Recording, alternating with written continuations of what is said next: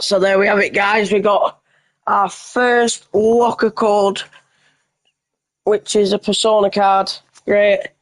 So that's Elite Rock 2K25. I'm happy with that. And I think we've just got one more. Welcome WWE to Welcome WWE 25. So the Elite Rock 2K25 that has an expiry date, which is the 16th of March 2025. And Welcome WWE 25 has an expiry date of March 13th, 2025.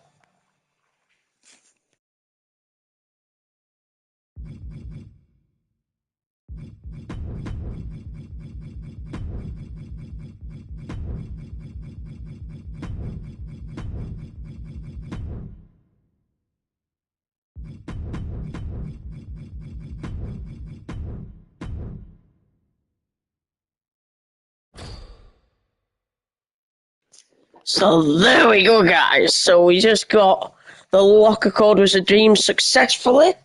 So we're going to get a face and an Ascent series pack.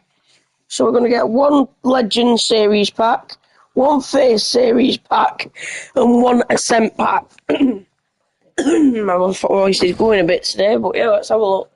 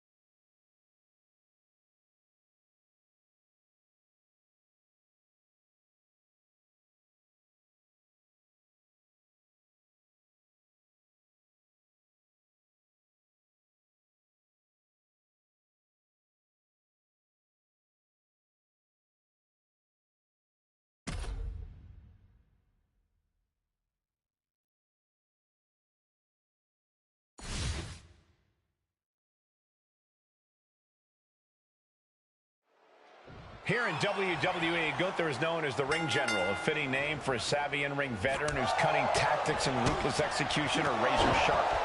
Few superstars are as commanding between the ropes as Gunther. No wasted movement, no foolhardy attacks. Gunther is the very picture of steadfast. From the top. Oh, it's a piercing elbow. Did you guys feel the rumble from that impact? Just punishing their opponent. Oh, he cuts it off. Clothesline. So effective.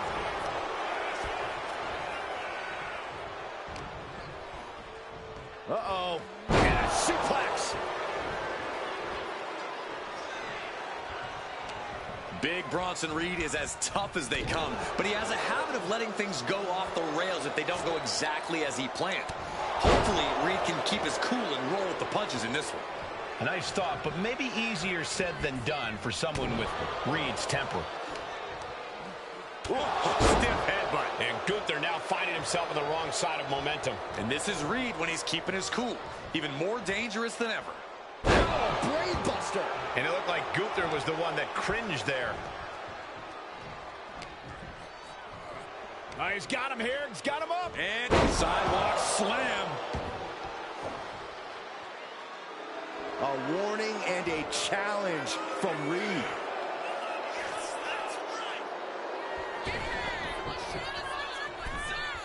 And he heads back into the ring. Goes right for the takedown.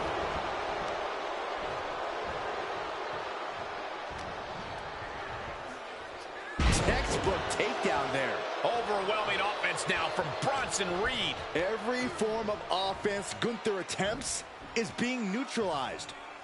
That's absolute power with a vertical suplex. There's Gunther with a counter. Crucial turnaround there because Gunther was falling behind. Now's a chance for Gunther to get back into this match. Oh, taken down in one fell swoop.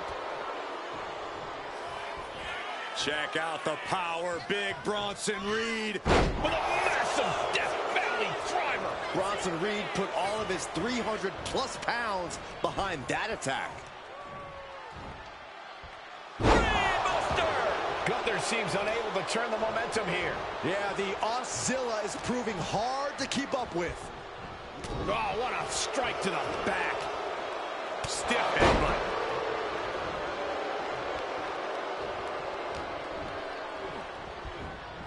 Thunderous club comes down. Very effective. Oh, there's a headbutt. Whoa. Ooh, merciless looking blow. And retaliates with a counter. A clash of counters, and these superstars did their homework.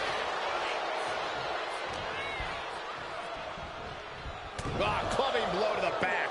And Reed is taking command of this one. Gunther needs to cause some separation.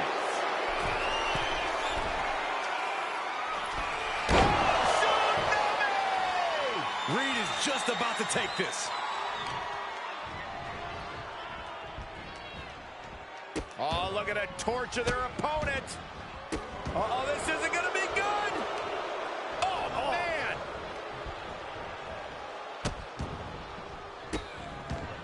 Oh, stop right to the hand. Uh-oh.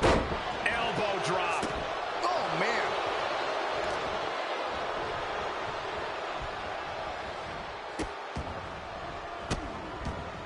And another just non-stop.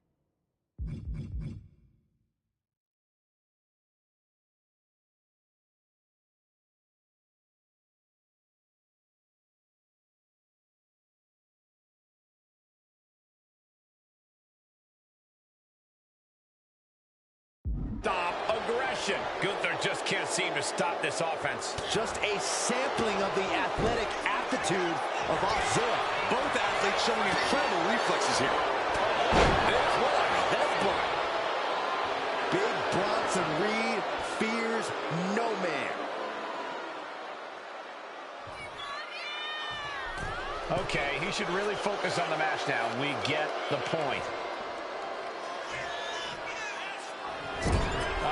Will he get on with it already? This is a fight. Whoa, serves him up there. Maybe that'll... Reed's hurt. Shoulders down. Yeah, no, he doesn't get the three. This is going to come down to... Hold on a second. Could be a matter of time. Submission being locked in. This is just brute power. My goodness, absolute dominance.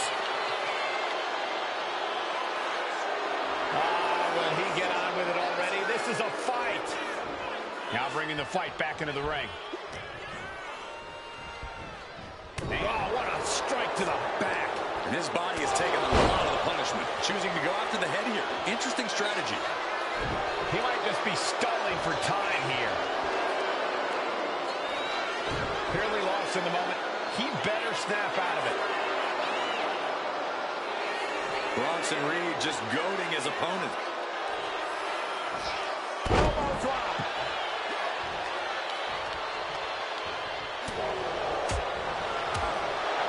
Super kick.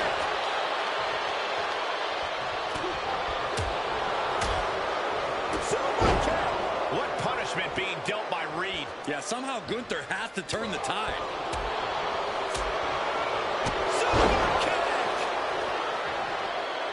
A warning and a challenge from Reed. Dropping the elbow.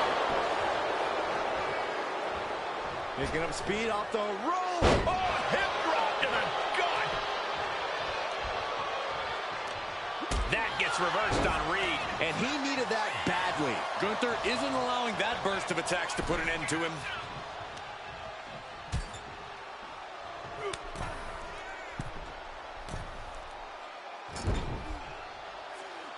And this is just unmatched brutality. The hit's starting to take their toll on him a little. From the top, all the way down to the floor. Crashing and burning in maybe the worst way possible.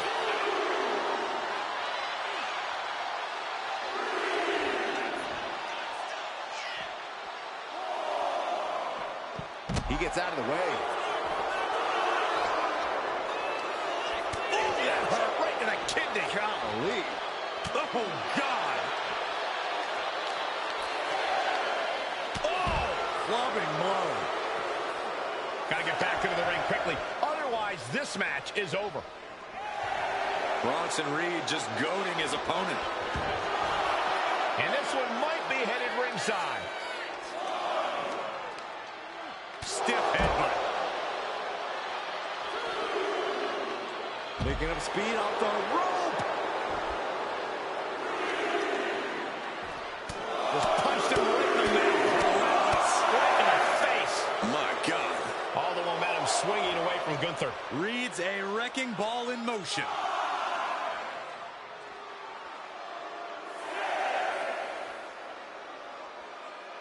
He doesn't have much time to get back in the ring.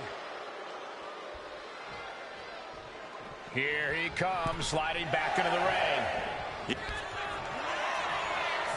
Hoisted. A sit-out axe driver. That's it. Gunther is out.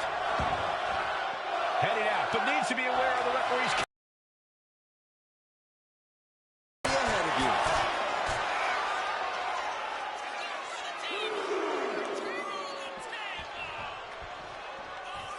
Here comes Reed. And that senton registered on the Richter scale.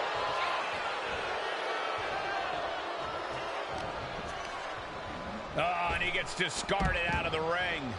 He wants this fight on the outside.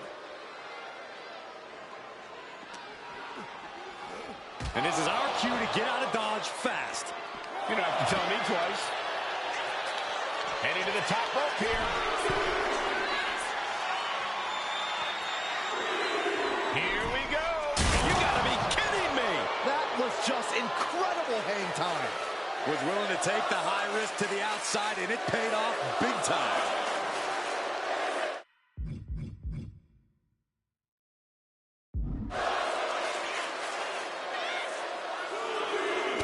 And the WWE Universe is making their appreciation for these gladiators known.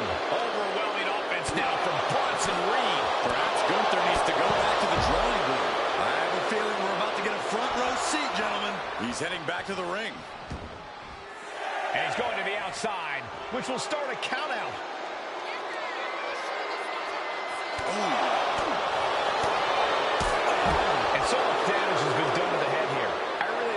this, guys.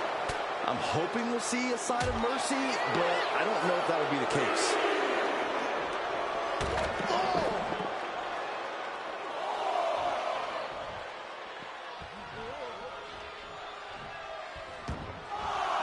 Headed to the outside. But for what reason? He's able to counter that. Gunther showing he's not out of it. Gunther isn't allowing that burst of attacks to put an end to him.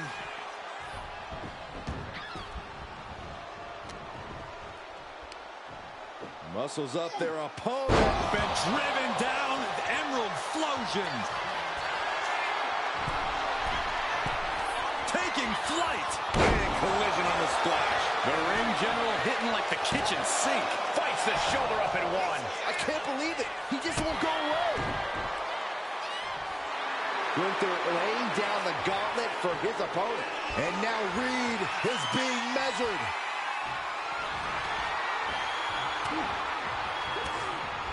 Using the elbow to escape the attack. What a headbutt. And my word, this has been a match for the ages. This has been a monumental affair.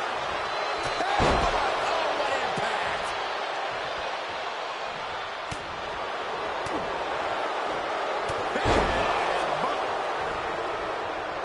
Reed looking for a big finish. Arm wringer. Their opponent gets countered with a right hand. Bronson Reed. A sit-out axe driver. Can Reed close things out? 2.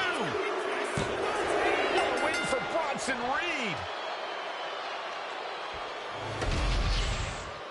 Here is your winner, Big Bronson Reed. Bronson Reed grabs the W here in this one.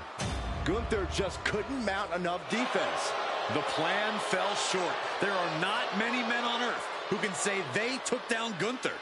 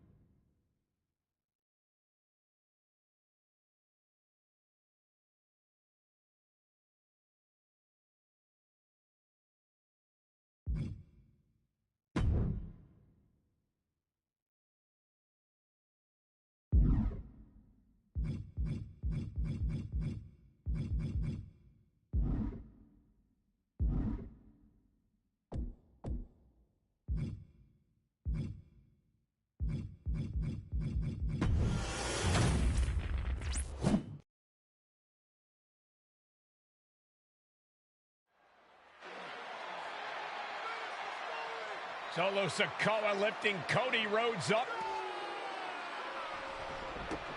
Spear from Roman. Cover, hook to the leg. Cody somehow survives. Are you kidding me? How?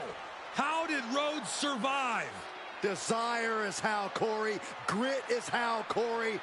This is how bad Cody Rhodes wants to finish his story. What the? It can't be. It is! John Cena's here. Cena's in WrestleMania.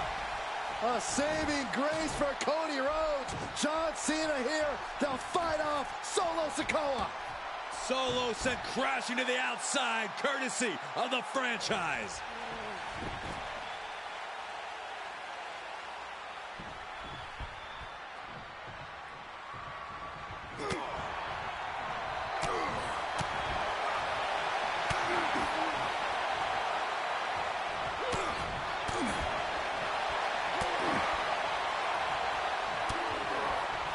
Cena's got Roman up. Attitude adjustment.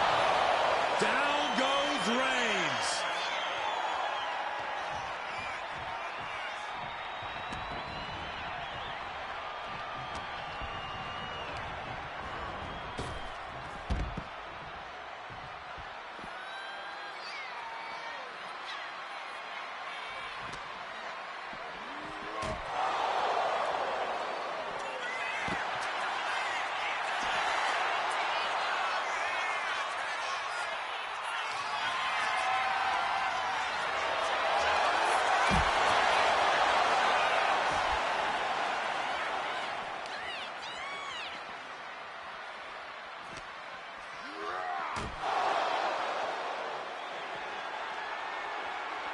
And now John Cena with Solo Sikoa and through the announce table.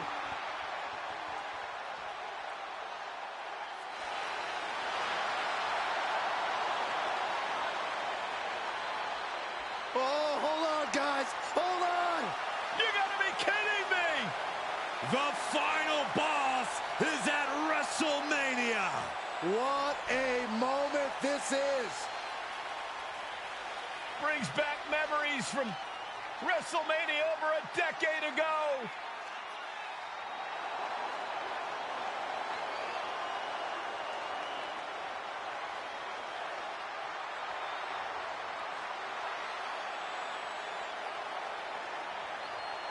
Now this is a WrestleMania moment.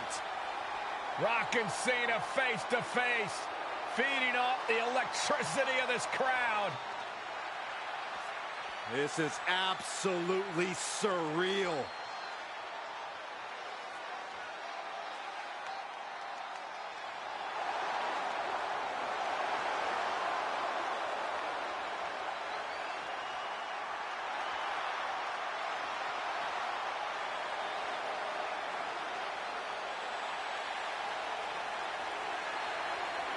Oh, Rock with a rock bottom!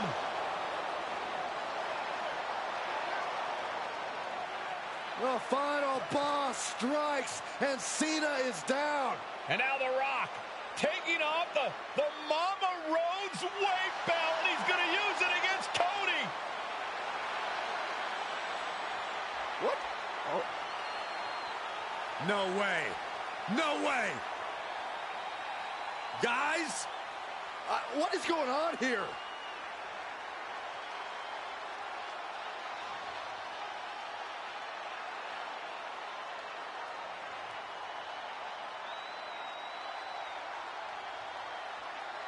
We know that music all too well, but It's Seth Rollins! And a Superman punch by Reigns intercepts Rollins, who's out here in the old Shield gear.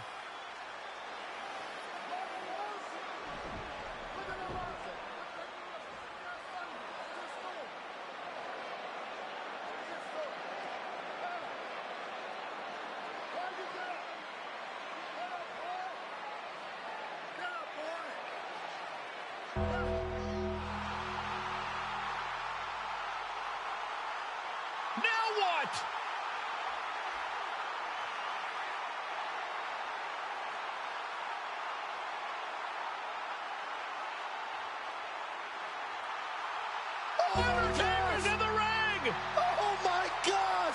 The Great One face to face with the Reaper at WrestleMania.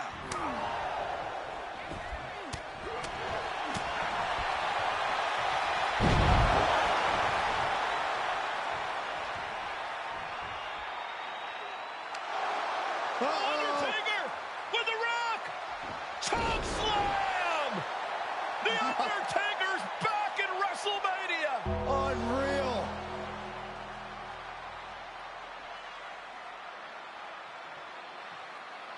And now Roman Reigns and Cody Rhodes struggling to grab a hold of the steel chair in the ring. Both men struggling to their feet. Roman beats Cody Rhodes. And this could be disastrous for the American Nightmare.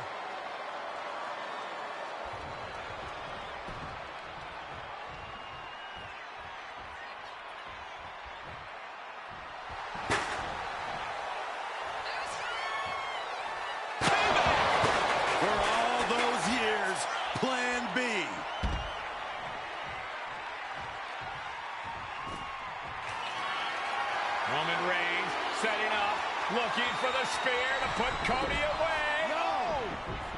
Cody catches Roman. Crossroads. And another crossroads. Looking for the trifecta now. Finish the story. Everybody seems to think that WrestleMania 40 was the night the bloodline ended. But anyone who knows us knows that it's going to take more than one bad night to bring us down. If anything, we're just getting started.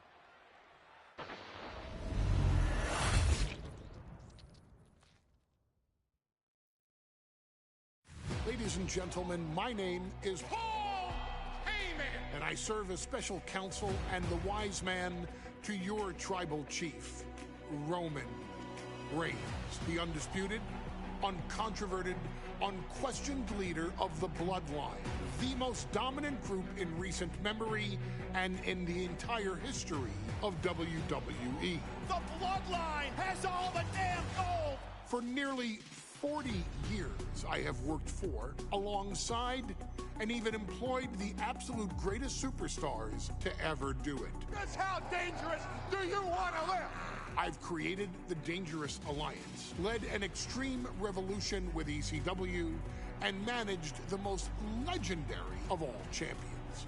And for me, none of that compares to the relationship I've built with the Anoa'i, Fatu, and Maivia families, the triumvirate that composes this dynasty that we know more colloquially as the Bloodline. My time with this family goes back 40 years. I've led them into battle, strategized with them, and have watched their children grow into top-tier superstars who have also created their own impressive legacies. And so it is my great honor to serve as your host for the WWE 2K25 showcase featuring a dynasty like no other, the Bloodline. When you look at this incredible family tree, this is proof that there is only one royal family in professional wrestling, bound by blood. A blood bond forged between High Chief Peter Maivia and Amatua Anai Anoa'i, the father of Atha and Sika, the wild Samoans, created a force that has dominated professional wrestling for over 5 decades. An elite collection boasting names like the Wild Samoans, Atha and Sika, as well as The Rock, Rikishi, Umaga, Yokozuna, Nia Jax, Jimmy and Jey Uso, Solo Sikoa, Jacob Fatu, and of course, your tribal chief, Roman Reigns.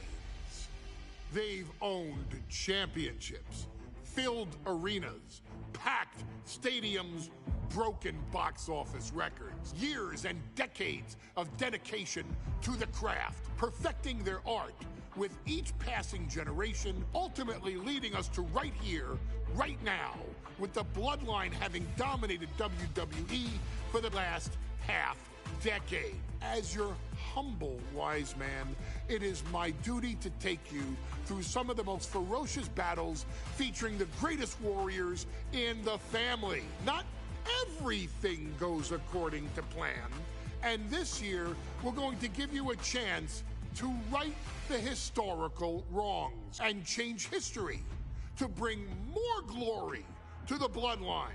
It's our showcase, after all. Honestly, their only real competition is themselves. Acknowledge me! All of this fighting amongst each other, this constant power struggle, I won't let all of that ruin this moment. Because it's not just about Solo Sikoa or Roman Reigns.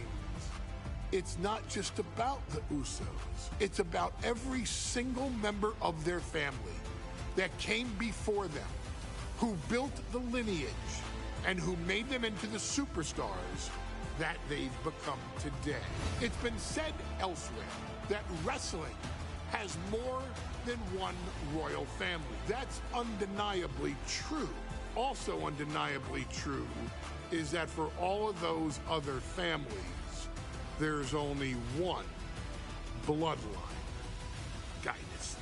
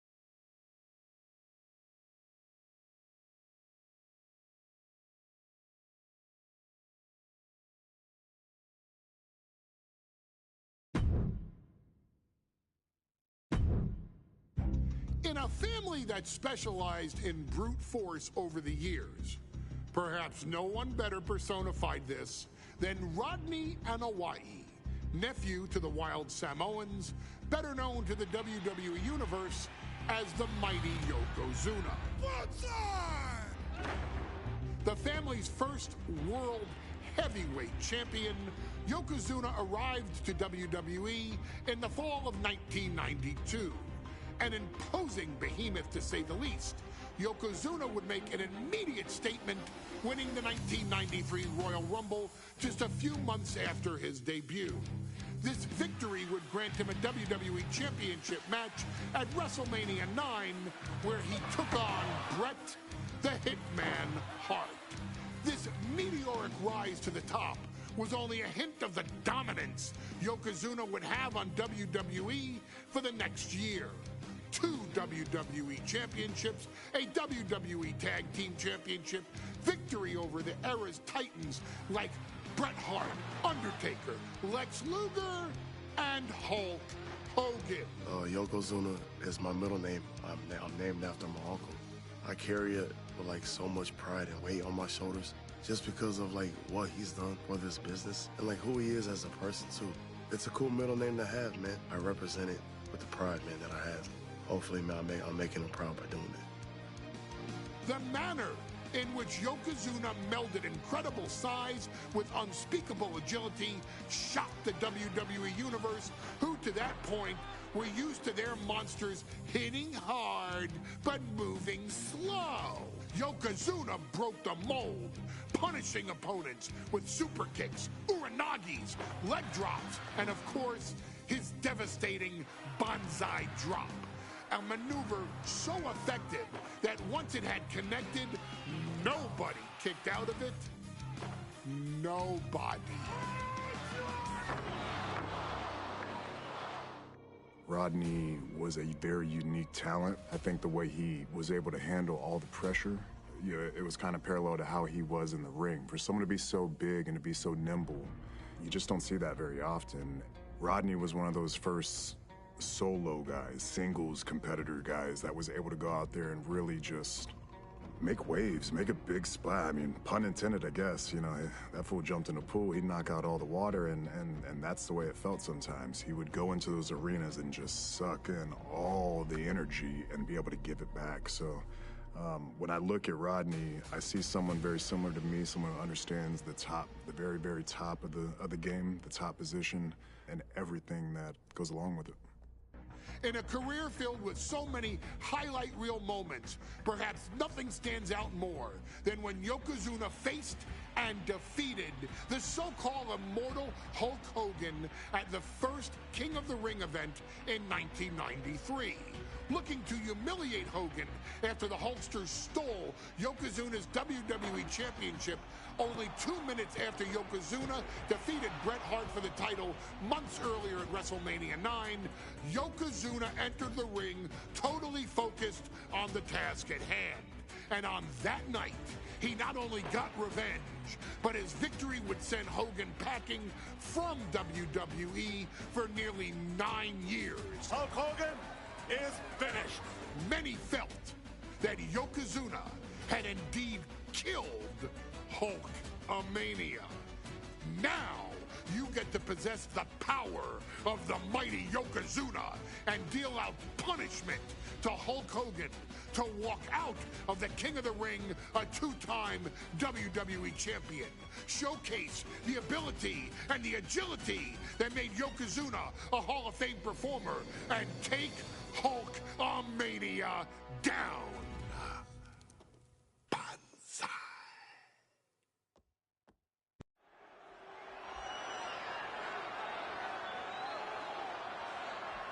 Ladies and gentlemen, this is an event of international magnitude. Photographers from around the world as they are documenting Yokozuna's every move. Coming down the aisle with Mr. Fuji is the challenger from Polynesia Islands, weighing 550 pounds, Yokozuna! One thing, Corey, he's 550 pounds, bigger than he's ever been.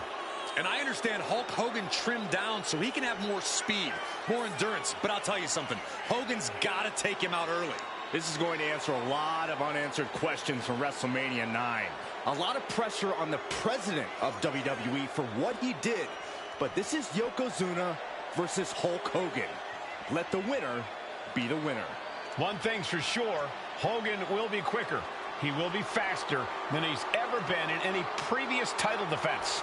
Well, this is going to be interesting because he's wrestling a fresh Yokozuna this time. Not a man who's already wrestled a 15-minute match with Bret the Hitman Hart. Oh, Hogan and Yokozuna's last match lasted less than 30 seconds when Hogan won the title at WrestleMania. Well, I can tell you, this match will go much longer. Yokozuna will not be caught by surprise this time.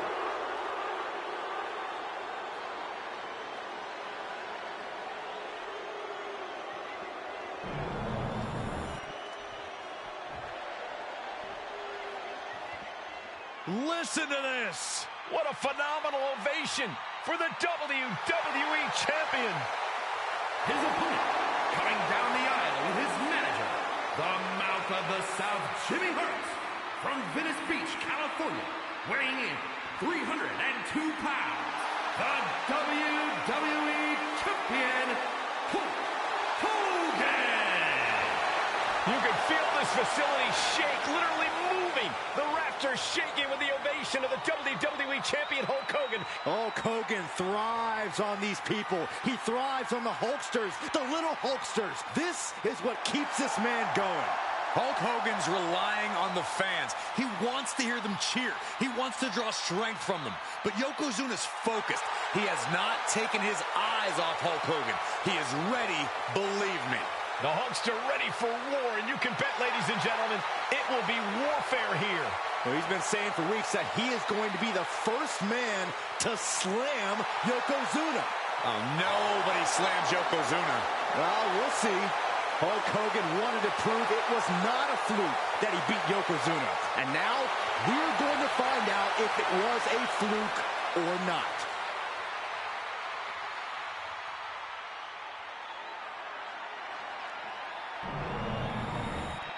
The challenger not taking their eyes off the championship. And the champ is staring daggers right back at the opposition.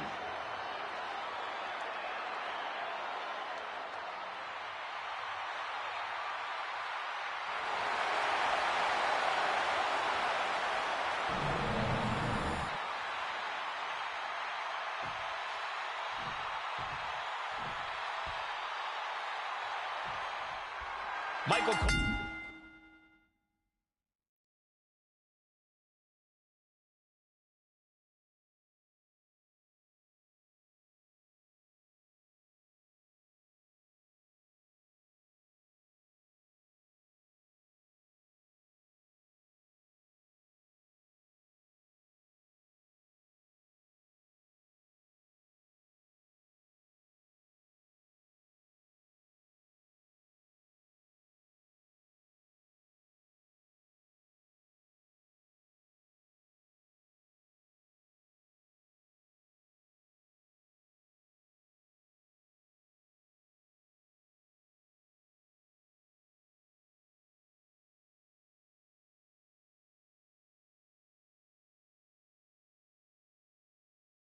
alongside Byron Saxton and Corey Graves, emanating from King of the Ring, 1993.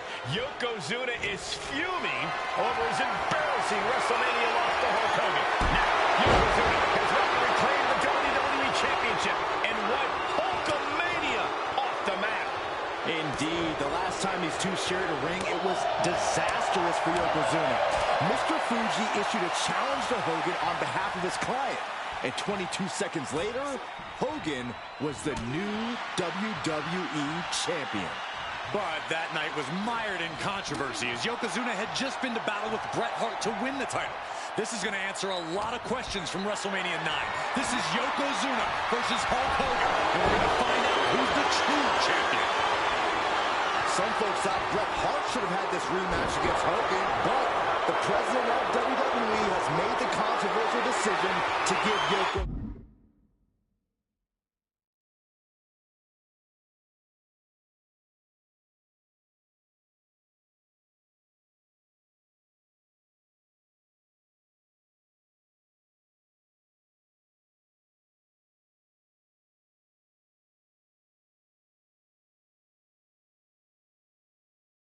Yokozuna the title match. Indeed, there will be no rematch for Bret, who, I might add, lost the title after Mr. Fuji interfered on Yokozuna's behalf. Instead, he was given an automatic entry into tonight's King of the Ring tournament. The Hitman has certainly capitalized on that opportunity, already defeating Razor perfect tonight. Now, can he finish the job in the main event and win the King of the Ring?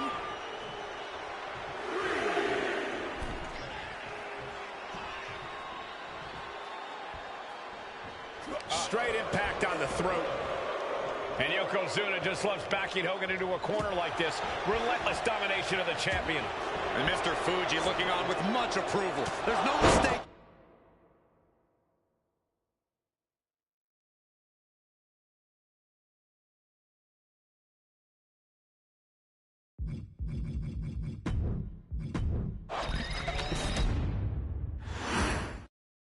Michael Cole alongside Byron Saxton and Corey Graves, emanating from King of the Ring, 1993. Yokozuna is fuming over his embarrassing WrestleMania loss to Hulk Hogan. Now, Yokozuna has vowed to reclaim the WWE Championship and run Hulkamania off the map. Indeed, the last time these two shared a ring, it was disastrous for Yokozuna. Mr. Fuji issued a challenge to Hogan on behalf of his client. And 22 seconds later, Hogan was the new WWE Champion. But that night was mired in controversy as Yokozuna had just been to battle with Bret Hart to win the title. This is going to answer a lot of questions from WrestleMania 9. This is Yokozuna versus Hulk Hogan, and we're going to find out who's the true champion. Carefully measured knee drop. Can we talk about Yokozuna's meteoric rise in WWE? He's accomplished quite a lot in a short amount of time. Just look at the man's track record at major events. He made his premium event debut with a quick win at Survivor Series, won the Royal Rumble in dominant fashion, and then captured the WWE title in the main event of WrestleMania. But that, oh no, bear hug of pride. This is not good for the Hulks. Bear hug! Well placed elbow. We'll get you out of it. That might be enough. Yes, it is. Yokozuna manages to counter. This is quickly turning into a slugfest. And he retaliates. The fight is on, and it's furious. Now the competitor is backing down. Yokozuna engaging in warfare with the Hulkster. The Giant knows this may be his last chance at the WWE Championship. Two fighters putting their haymakers on autopilot right now. What impressive determination from both competitors. Keeping at each other no matter what. Stiff headbutt. As we get deep into this match, you have to be impressed. Yoko now. Belly-to-belly slam. That's got to be the end of Hulkamania. Jimmy Hart trying to rally. And a kick out by Hogan with authority. Hulk Hogan's not done yet. Hulk Hogan is coming alive. Yokozuna back to his feet. Big chop to Hogan. And Hogan's starting to hulk up here. How many times have we seen this over the years? These massive strikes from Yokozuna having absolutely no effect on Hogan. Hogan fired up. Hogan's ready to go. Hogan feeding off the energy of all the Hulkamaniacs. And here comes Hulk. And Yokozuna being backed up to the ropes. Big boot. I can't believe Yokozuna's still standing. Hogan continuing to pour on the offense. A second big boot, but Yoko still on his feet. Don't let up, Hulkster. Keep swinging, keep firing away.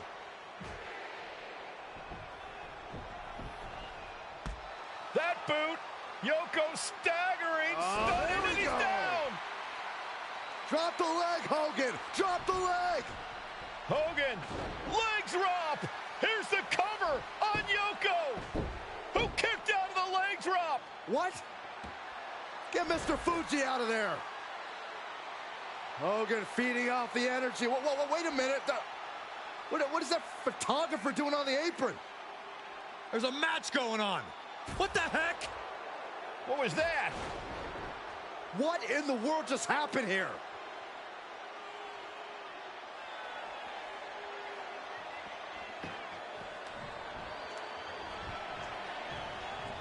It's like a brick wall running into you. Yokozuna on the move. Devastating leg drop. Yokozuna demonstrating his full power. Hogan's in trouble.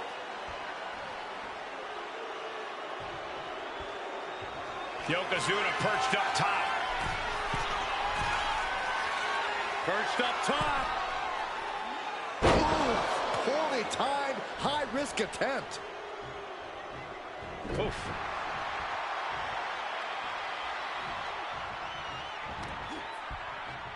Good gravy, what a body block. And Yoko says this one's over. That might have just sealed the deal. Yoko says this one's over. The challenger clearing a path to the title. This is complete insanity. Still holding on to the title by the skin of their teeth. I don't think anyone inside this building was expecting a kick out after that move from Yokozuna. It's hard to believe, but it looks like he still has some gas left in the tank. Like a brick to be crowned champion. 2.5. Champ stays alive. Holy moly, how?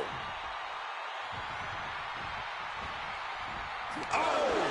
And Hogan falling victim to a slew of offense. Yokozuna taking the fight to Hulk Hogan. The holster's locked.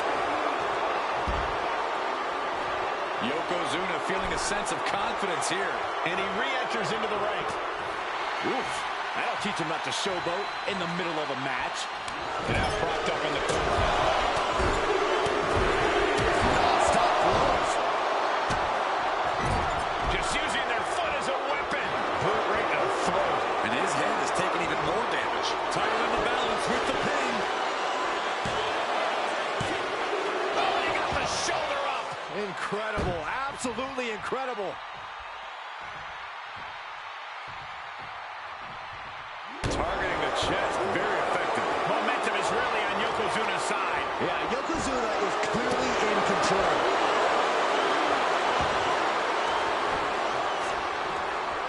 Hooked him up.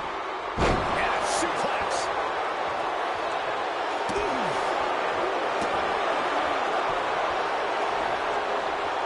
He's quick to get out of the way there. Just cut flush. Hooked up. Driven down. And then quickly the cover. King. And Yokozuna is once again champion. I can't believe it. The winner of this bout and new WWE Champion, Yokozuna. We have the official word. Yokozuna is indeed the new WWE Champion. We may have just witnessed the end of Hulkamania, gentlemen. There's no may about it, Cole. Yokozuna just conquered Hogan. And every newspaper in Japan is going to be filled with pictures of our new WWE champion. Here in the heartland of America, the heart of Hulkamania has just stopped beating. Hulk Hogan is finished.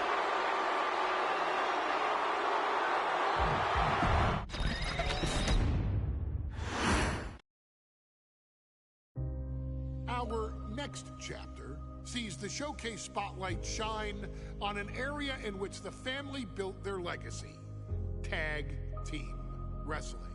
Starting with the Wild Samoans, Afa and Sika, all the way through to more recent champions like the Usos or Tama Tonga and Tonga Loa.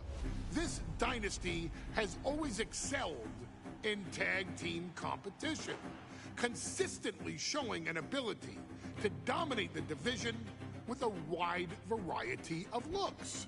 And the first team that we will look at, accompanied to the ring by Afa himself. Fatu and Samu, the Head Shrinkers. They put the fear in people's hearts. That's what the head shrinkers did back in the day. Second to none in that ring. You know, hard-nosed, battle-tested. They went for it every single night. More astute fans may also know that early in their journeys, Samu and Fatu were managed by me, Paul Heyman, then known as Paul E. Dangerously. and the SST, the Samoan SWAT team. The Samoan SWAT team is here. Vengeance is mine. Already an imposing force that early on, their future greatness was obvious to so many industry experts. Alpha, more than anybody, knew he had the team on his hands, with Samu being his son and Fatu his nephew. The tribal elder was able to mentor both, instilling in them the same unrelenting approach to competition that made the wild Samoans world famous. The team toured through regional promotions before a quick stop with me in WCW, but WWE was always their goal.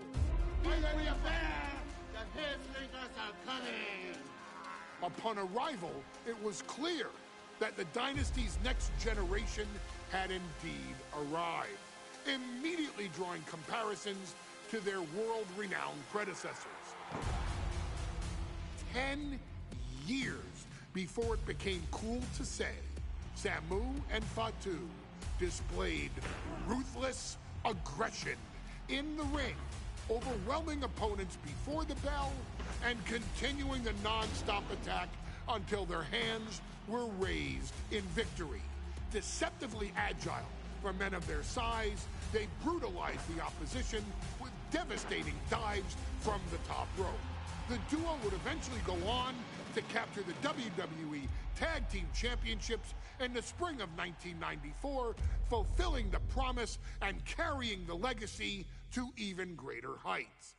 At WrestleMania 9, the Head Shrinkers' one and only in-ring WrestleMania appearance saw them taking on Rick and Scott, the Steiner brothers. Be prepared, Steiner brothers. We're gonna give you a pain that you have never felt before. Yeah! While I'm not one to make excuses, I am one to give opportunities to you, our expert gaming member of the WWE Universe. And so, today, you have the opportunity to make things right. WrestleMania 9, Las Vegas, Nevada. The Steiners performed at a near-perfect level that day, able to find every reversal and in the chaos emerge victorious. We are asking you to fix that, stop them in their tracks, and get the Head Shrinkers that WrestleMania victory you and I both know they deserve. But if you're not careful, you're going to find yourself reliving the very same memories that have haunted Samu and Fatu for years. Steiner lines, suplexes, Frankensteiners that will all bring your evening to a vicious, miserable end.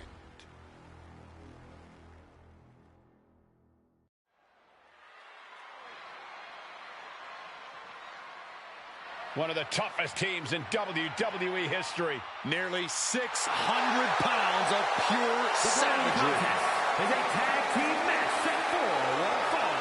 On the way to the ring, accompanied by Alpha at a combined weight of 565 pounds.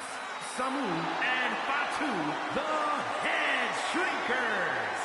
Fair warning, this one may not be too pretty, guys. You talk about rugged individuals. These are two tag teams that can really bring the fight to anyone that steps in their path.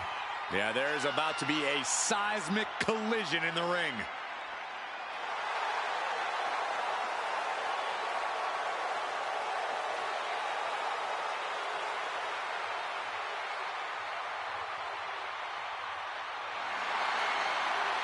This match means so much to the Steiners and to the Head Shrinkers. Well, the whole world is focusing on WrestleMania 9, and the last thing you want to do is come up on the short end.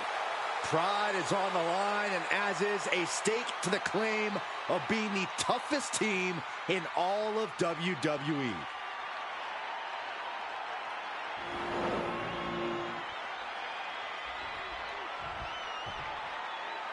The Steiner brothers getting a tremendous ovation here in their first WrestleMania. And we'll see if they can carry on Michigan's winning ways. And their opponents, at a combined weight of 531 pounds, Rick and Scott, the Steiner brothers. The Steiner brothers are one of the most promising tag teams we've ever seen in WWE. But Samu and Fatu are looking to stomp out any of that promise right here at WrestleMania. Let me warn the WWE Universe right now. This is going to be a brutal match. Just two heavy-hitting tag teams going at it. Physical, smash-mouth wrestling. And like Saxton said, it won't be pretty at all.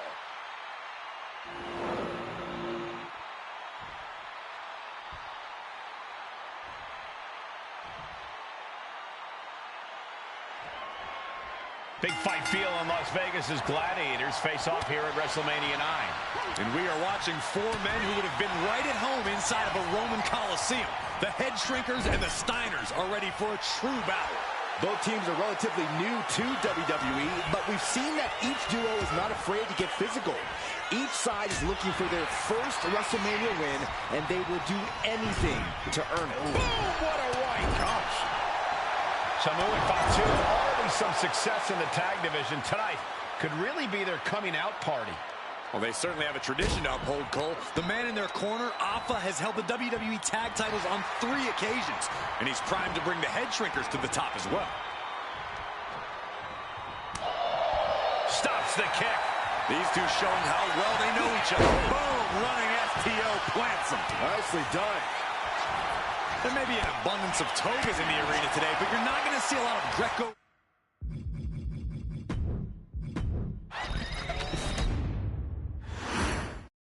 WrestleMania 9 rolling on with a potential show-stealing match, guys. Two very hungry tag teams facing off. Indeed, Michael, the Head Shrinkers and Steiner brothers are both new to the tag division in WWE, but both teams are off to an amazing start so far. You have to imagine whichever team wins this high-profile fight becomes an instant top contender for the tag team championship. And with two teams this physical on such a big stage, it is indeed going to be a fight. Getting him right into the corner. Uncorked a big punch. Samu and Fatu, already some success in the tag division tonight. Could really be their coming out party. Well, they certainly have a tradition to uphold, Cole. The man in their corner, Alpha, has held the WWE tag titles on 3 occasions, and he's primed to bring the Head Shrinkers to the top as well. There may be an abundance of togas in the arena today, but you're not going to see a lot of Greco-Roman wrestling out of the Head Shrinkers. They're just looking to hurt the Steiners. And that actually may help Samu and Fatu here. The Steiner brothers have earned most of their wins by utilizing their amateur wrestling.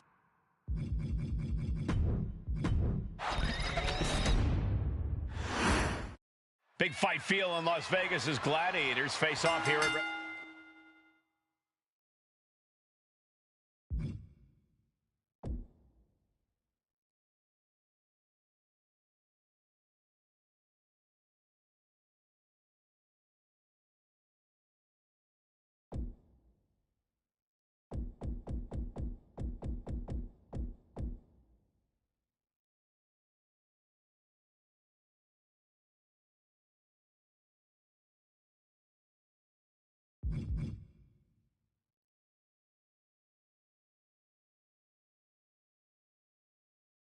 WrestleMania 9. And we are watching four men who would have been right at home inside of a Roman Coliseum. The Head Shrinkers and the Steiners are ready for a true battle. Both teams are relatively new to WWE, but we've seen that each duo is not afraid to get physical. Each side is looking for their first WrestleMania win, and they will do anything to earn it. WrestleMania 9 shaping up to be a big night in the tag division, guys. Indeed it is, Michael. Two great young teams competing now. And later tonight, none other than Hulk Hogan will lead the Mega Maniacs against Money Inc. for the tag team titles.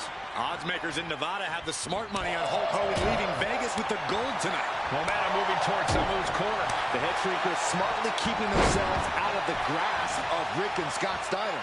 There is a method to the madness of the Head Shrinkers. Sent into the corner.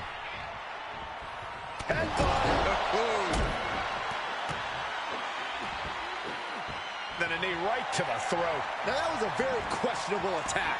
I think it goes beyond any gray area. There may be an abundance of togas in the arena today, but you're not going to see a lot of Greco-Roman wrestling out of the head shrinkers. They're just looking to hurt the Steiners. And that actually may help Samu and Fatu here. The Steiner brothers have earned most of their wins by utilizing their amateur wrestling skill set. I can't imagine they'll get many grappling opportunities against dedicated brawlers like the head shrinkers. Pulled back into the hip toss. Before this match began, you heard the Steiners speak backstage. Scott saying, quote, "Me and my brother are going to go out with a game plan and do what we do best, and that's wrestling." And there goes Steiner sent outside the ring. Fatu like a one-man wrecking machine right now, cleaning house. Oh, look at this, the power by Scott Steiner. But the tag was made and Scott not aware. Big kick. Scott Steiner did not see the blind tag made by Samu. Oh, this is not looking good for Steiner. And this is what the head shrinkers do. Top-tier tag team wrestling. Steiner didn't see the tag, decided to hot dog around, and got a foot in the face for it. Scott getting worked on right now. Seeing some high-impact offense from Samu and Fatu thus far. I'm not sure the head shrinkers are even going for the victory. They just want to destroy the Steiners. And we are really seeing the amazing skill sets of all four men in this tag team showcase. Well, we already knew about the brawling of the head shrinkers and the grappling of the Steiners, but men as big as these four behemoths should not be able to fly around the ring like they have thus far. It is made for an extremely tough act to follow, guys. Big headbutt. Shows great wherewithal there.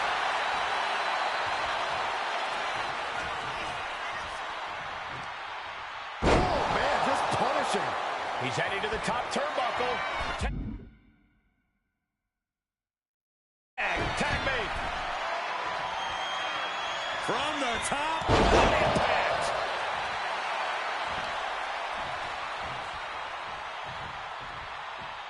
Standing drop kick. Great ups. As we find ourselves surrounded by all this pageantry, do you think either of these teams is feeling the pressure of their first WrestleMania? I can tell you that Samu and Fatu truly did not care. Alpha has turned these men into brutal fighters who simply want to destroy their opponents no matter where the fight takes place. And as for the Steiners, we know they have to the sky. Boom! Boom! Some of those skills all the way up top. He wants it one more time. Oh, he paid for that high rip.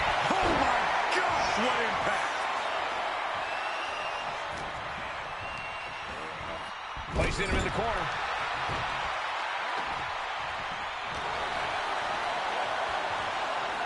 Sidewalk slam! Almost drove him through the ring. And he got to his partner. The adrenaline is pumping, and the WWE Universe is on his side. Look at that counter from Samu. Using the cranium. And heading up top. Here comes another one. The cross connects. That's it. No way the Steiners come back now. Gut-wrench suplex. And that blow has him wavering. I expect a tag soon here. Have to take the chance to get your win back deep into the match. Getting carried to a vulnerable position here. Can't prepare your face for that. Lifts their opponent's legs and that's a free fall.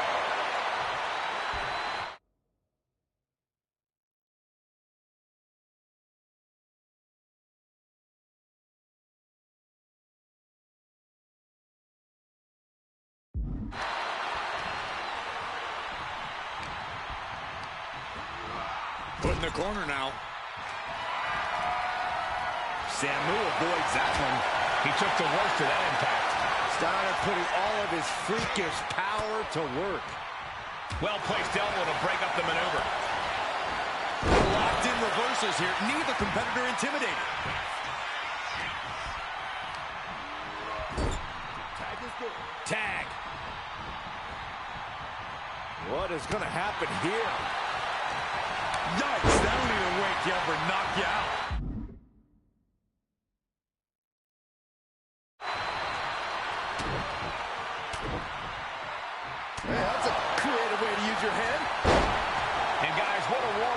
rising between the Steiners and the Head Shrinkers. This is the trickiest bet in all of Vegas, Cole. Both teams so evenly matched, I wouldn't know who to bet.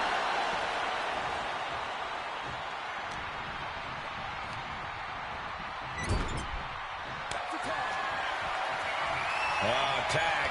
Double team coming. Oh, face first. And the Head Shrinkers just might have it. Cover. Keeps his team in this one. Fatu hoping that this is the end. Here's the pin. Shoulder shoots up before two. All the punishment he's taken, and yet he's still in this match. Carefully measuring, waiting to strike. Into a sidewalk slam. Got the cover. Is it enough to close this out? Almost ended it there. Almost inhuman at this point. Going to the top rope. What's his plan? From the top. Headbutt lands. Transitions into the pen. Is this it? And the Head Shrinkers get the win.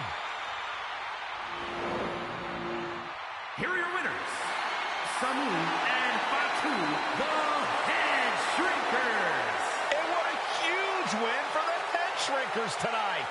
Samu and Fatu making their family proud and proving themselves as top contenders in the tag division.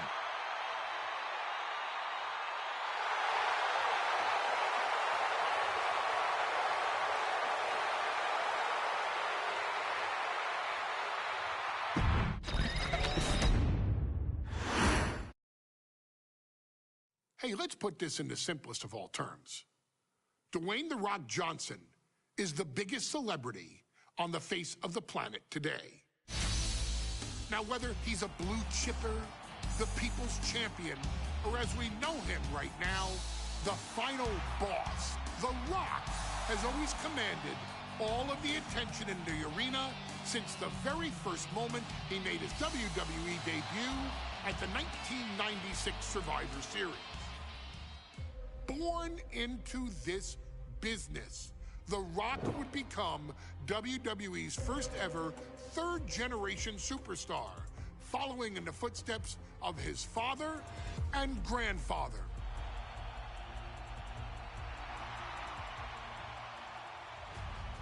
Who had competed in WWE rings before him. Dwayne had the huge responsibility. There's a legacy, and you have to take it so seriously. Even with incredibly high expectations, the Great One surpassed them all, along with the usual achievements if your name is The Rock: 2 Intercontinental Championships, 5 Tag Team Championships, 8 WWE Heavyweight Championships, a Royal Rumble victory, not even to forget the fact that The Rock once led an entire nation. The Rock has one of the more noteworthy feats in WWE history, earning WrestleMania victories over Hulk Hogan, Stone Cold Steve Austin, and John Cena. Each of these men are known as the faces of their respective era. Each of these men found out what happens when you go one-on-one. Oh, you know the rest. Of course, The Rock rivaled Stone Cold Steve Austin's popularity during the vaunted Attitude Era, tearing opponents down with rock bottoms and people's elbows while tearing them apart on the mic with cutting one-liners and catchphrases that are still recited to this day. If you smell, know your role and shut your mouth.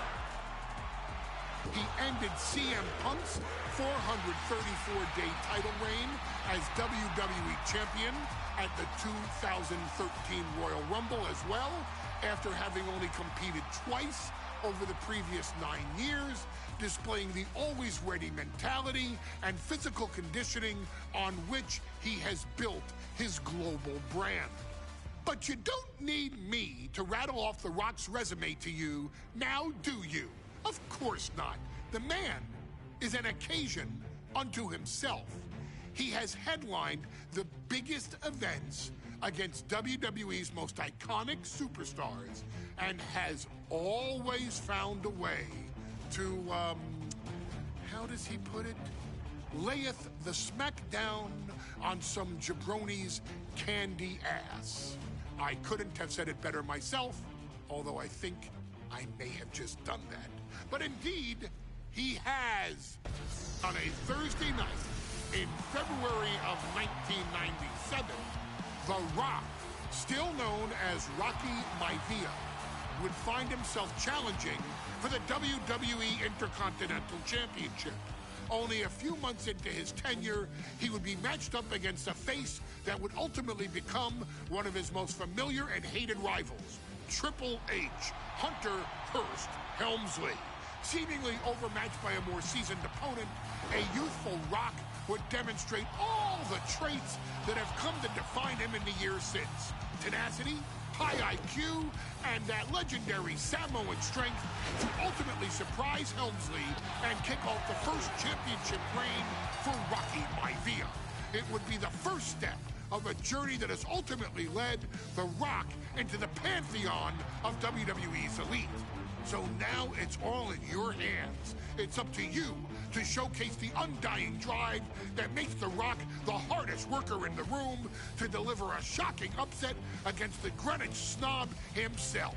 Guide The Rock to victory over Triple H at a very special Thursday, Raw Thursday, to give the first jolts to what would become the most electrifying career in sports entertainment.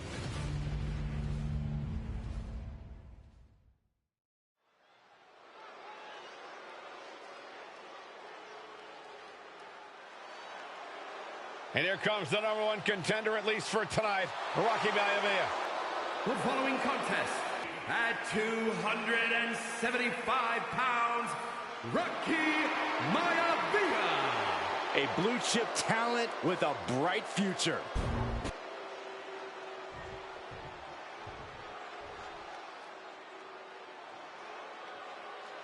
On his way to defend the Intercontinental Championship, Hunter Hearst Helmsley.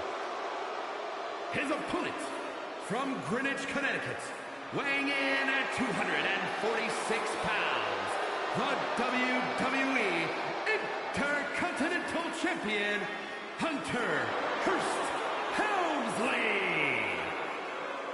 Helmsley is scheduled to face another challenger at an upcoming show this Sunday. And he's taking the risk, stepping in here against the newcomer, Rocky Maivia. Well, you can consider it risky, you can consider it overconfident, but any way you look at it, it's a dangerous move by Helmsley to take on an athlete who has been on a real roll.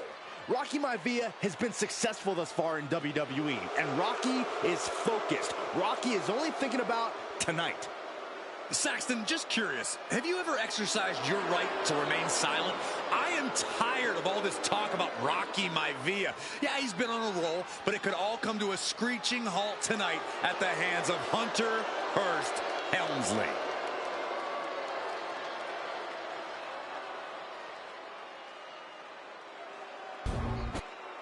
Looking at the champion, I guarantee there is no doubt in their mind as to who is leaving this match with the title around their waist.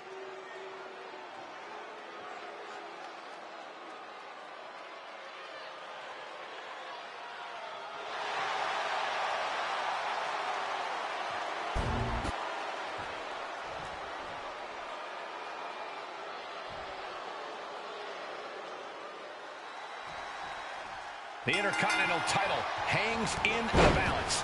Tonight in a match between our refined champion, Hunter Hearst Helmsley, and the young challenger. So much for the submission hold. Over clutch cinched in. And he just decides to end the hold. Wonder what he's thinking here.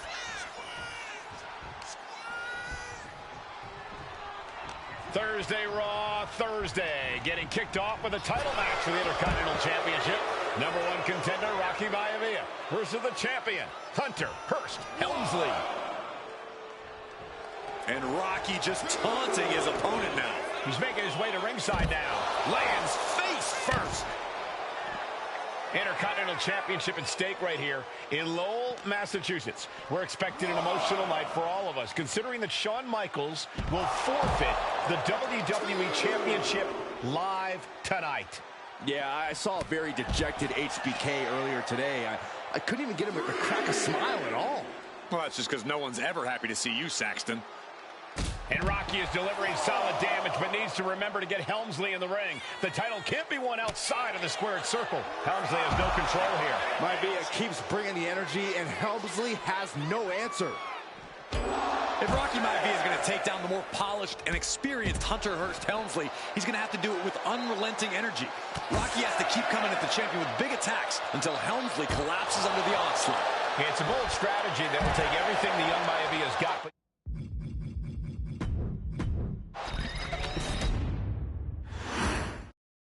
The Intercontinental title hangs in the balance. Tonight in a match between our fine champion, Hunter Hearst Helmsley, and the young challenger.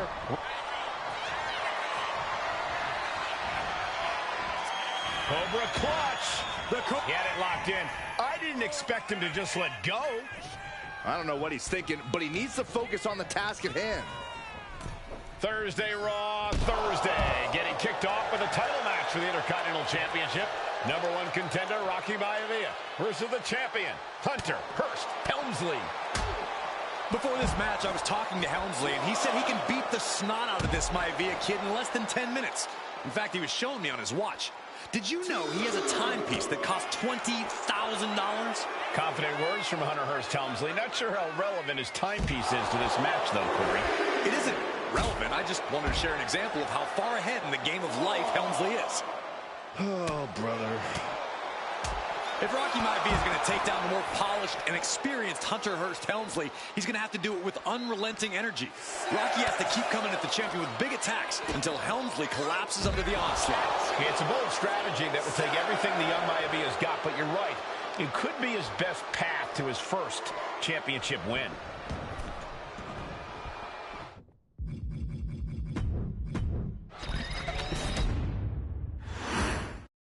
The Intercontinental title hangs in the balance. Tonight in a match between our refined champion, Hunter Hearst Helmsley, and the young challenger, Rocky Maivia. Rocky Maivia. Schoolboy into the pin. And the rope stopped the referee's count.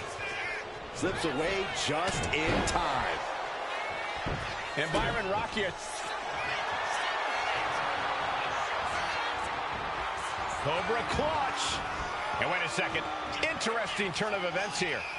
Yeah, he just released the hold, and I'm racking my brain wondering why. Sent out of the ring the hard way. Soaring through the air and connects. From ring post to ringside, risking it all paid off. Taking out the arm, great strategy. What's it going to take for Hunter Hearst Helmsley to retain his Intercontinental title here? How can he get the better of Rocky Maivia? Well, the champ needs to put this young upstart Maivia in his place with unrelenting offense. No time for graceful bows and upper-class taunting. Just beat Rocky down. And even before the bell rang tonight, I think Hunter Hearst Helmsley has been trying to frustrate Rocky. He's tried to say, hey, young fella, we're going to do things at my pace, not yours. Rocky, the 6'5", around 270-pound stud, just has to keep his cool. Don't take any unnecessary chances against a cagey competitor the caliber of our Intercontinental champion. Hunter is getting dominated. The power of Rocky Maivia is too much for Helmsley right now. Clothesline. Looks like he's coming back in.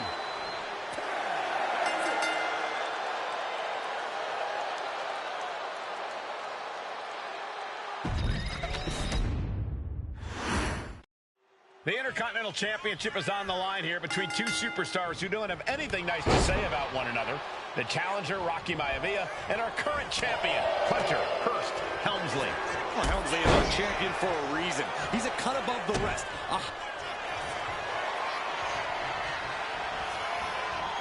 Cobra clutch. And he breaks his own submission. Maybe his plan was just to soften his opponent with that hold. And he goes crashing to the outside. Watch out! Whoa, look out! No matter who you are, when you crash on the floor, a searing pain races through your body. Bang! He finds a counter. And watching from home is Rocky Johnson, the father of Rocky Maivia, former WWE Tag Team Champion. I must admit, I do see a bright future for Maivia. Those that have been privileged enough to see Rocky Johnson in action will appreciate Rocky Maivia because he's a chip off the old block. Notwithstanding as well the genes of his grandfather, the incomparable Peter Maivia, Chief Maivia. Oh boy, they don't come any tougher than Peter Maivia. Clothesline! Really needs to take this back to the ring ASAP. The referee's not playing around. And back in before the referee's count. He gets back in right before the count. Nice neck break. Cover. We're going to shut this down. Wasting no time getting his shoulder up. Maybe that was just to keep his submission time. Dragon sleeper approach. Well-placed knees, trying to find a way out. Big clothesline. Heading up to the top turnbuckle. Lift off. Maivia took to the sky and executed that high risk perfectly. I don't think Helmsley had that scouted at all. No. Got out of the way, but can he capitalize? Drop kick. And give credit where it's due. Rocky Maivia is leaving nothing in the ring in pursuit of the Intercontinental Championship. And he is directed into the corner. These two reaching a standstill with all these reversals. Hunter whipped into the corner. Nobody home. Rocky hit hard. And now Hunter looks to take over this match. Helmsley muscling Maivia up to the top turnbuckle and a big right hand. Helmsley with something big in mind here for his challenger tonight.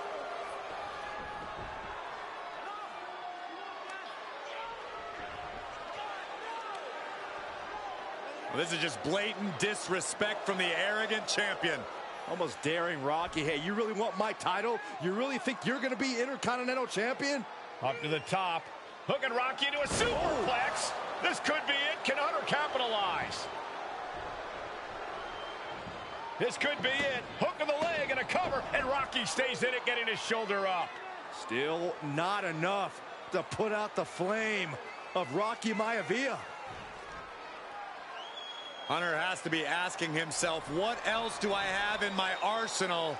And I think we may get our answer, gentlemen. Yeah, it's just a matter of time, I believe, before this one's over. Hunter hooking Rocky, taking his time, looking to put him away.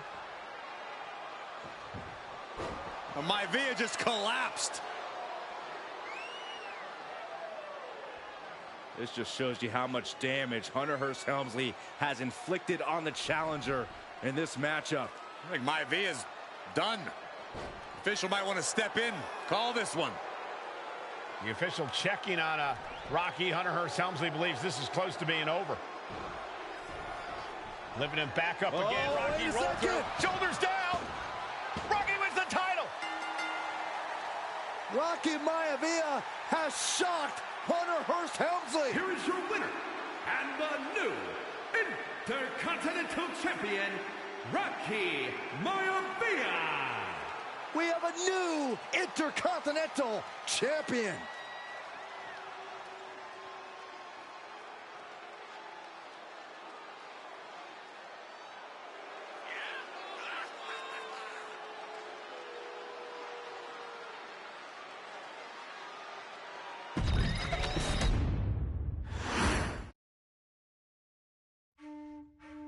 In a family of elite combat athletes and top-tier performers, the final boss has always stood out, even when he was just a blue chipper.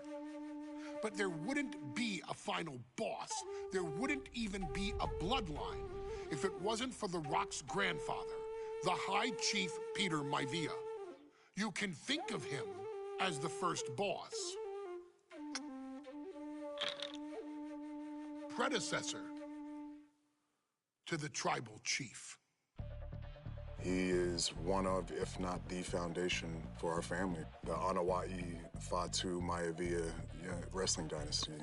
I don't think there's anybody more responsible for what's going on now than the High Chief himself. Peter Maivia isn't simply one of the two principals behind the sacred blood bond. He's also an incredibly decorated professional wrestler who traveled the world and won titles everywhere he went. New Zealand, Japan, Europe, and here in the United States, where he enjoyed especially successful runs in Hawaii and California. Maivia would eventually find his way to WWE, engaging in legendary battles with the likes of superstar Billy Graham. His larger-than-life personality would win the WWE Universe over in short order, as it had throughout his entire career. In the ring, High Chief Peter Maivia was a potent blend of brawn and grappling technique, often muscling his opponents down to the mat through a variety of joint locks and then switching to more painful holds once grounded. His sleeper hold and stump puller were both feared and renowned, and make no mistake about it, Maivia knew there was always more than one path to the ultimate victory. Out of the ring, High Chief Peter Maivia also ran one of the most successful wrestling promotions on the planet, Polynesian Pro Wrestling, based out of Hawaii, showing his mastery of the business in every aspect. His induction into WWE's Hall of Fame class of 2008 was supremely deserved, forever enshrining Peter Maivia as the legend he always was. And now, we present to you the opportunity to walk in the boots of the legendary High Chief Peter Maivia, facing off against one of the most legendary WWE rivals, George the Animal Steele. You will settle this score once and forever, and showcase the overwhelming strength of Peter Maivia, which has ever since remained as a hallmark for every single solitary member of this bloodline. Steele is no easy battle, though. He thrives in the chaos, one of pro wrestling's true madmen. He'll even try to eat part of the ring if he thinks it'll help him break you down. So do your best and honor High Chief Peter Maivia properly with a resounding victory.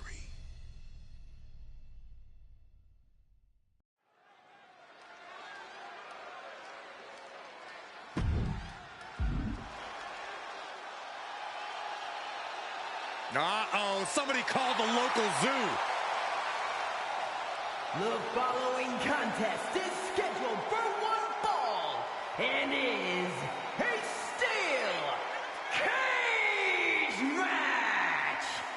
Introducing first, from Detroit, Michigan, weighing in at 275 pounds, George the Animal Steele.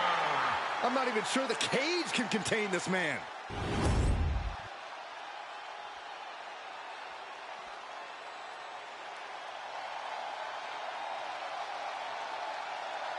And strolling down the aisle, the opponent of George Steele, Peter Maivia. Always a chaotic matchup. His opponent from the Isle of Samoa, weighing in at 275 pounds, High Chief Peter Maivia. Steele had better keep an eye on Maivia, because Maivia is a true brawler. Few men can handle the chaos of the animal inside a steel cage, but I believe the High Chief is ready.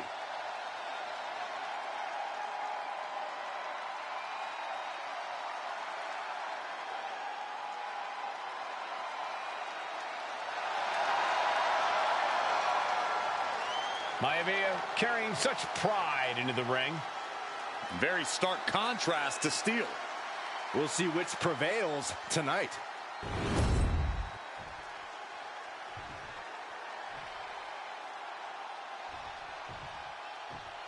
High Chief Peter Maivia taking on George the Animal Steel in a steel cage match. Quite a heated history between these two guys.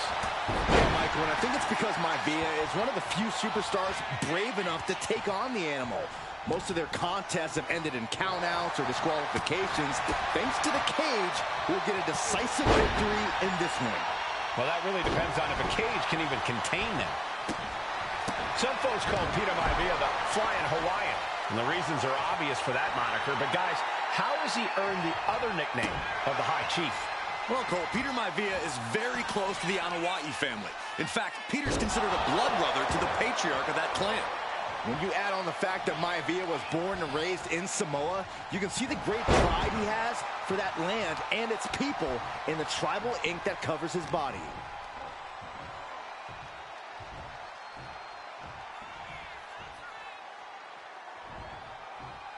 Ooh, tossed with the suplex. Peter Maivia is looking unstoppable now. Yeah, and Maivia has really figured the Animal out here. Peter Maivia turning his attention to the WWE Universe now. Measured up nicely. Fist drop! Steel is becoming a bloody mess in there. Oh, man. George the Animal Steel is not a wrestler by any stretch of the imagination, guys. He's a true brawler. And he might be the best brawler in WWE, Michael. There is no shortage of fight in the Animal. But you know who might be a better brawler, guys? The High Chief Peter. No signs of either combatant backing down. Turns that in his favor. Giving up now is not an option. They have to finish this. Just teeing off with that fight forever vibe. They are emptying their tanks, going back and forth like this. Ooh! You can feel the contact, and so does the WWE Universe. Ooh! This is a war of attrition with neither super back and forth, blow for blow, just teeing off on another. Oh my, that'll rock you. Rocked with a headbutt, but not done yet. A second one. And now a third. The High Chief Peter Maivia really making a name for himself at WWE. And George is caught. Jarring impact. Does Peter Maivia have this sewn up? Oh, with authority. Maivia just dominated the Animal with that one. Ooh, what a jumping headbutt.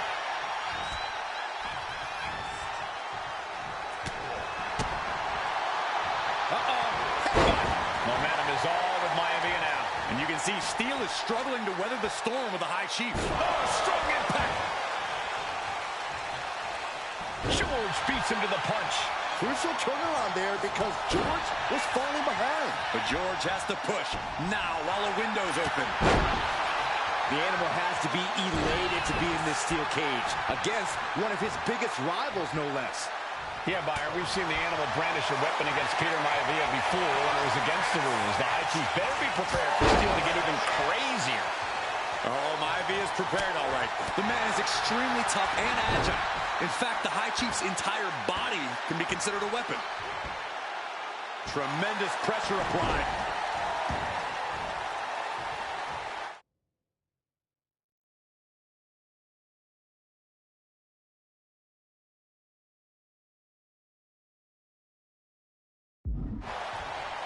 Oh. Jarring European uppercut. Snapmare. Fist drop. Peter Maivia now with the upper hand. Maivia is reaching that other level. Oh, man. Boom, what impact. Peter Maivia very tough, but he also has some Setting up again. There's the backbreaker. No way Steel's coming back from that. The cover! And the High Chief defeats the Animal. Here is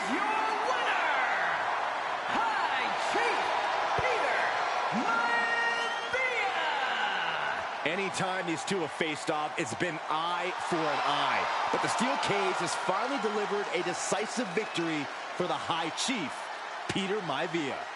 George Steele is one tough animal, but the way Maivia faced him in the cage tonight just reinforced what everyone already knew, that the...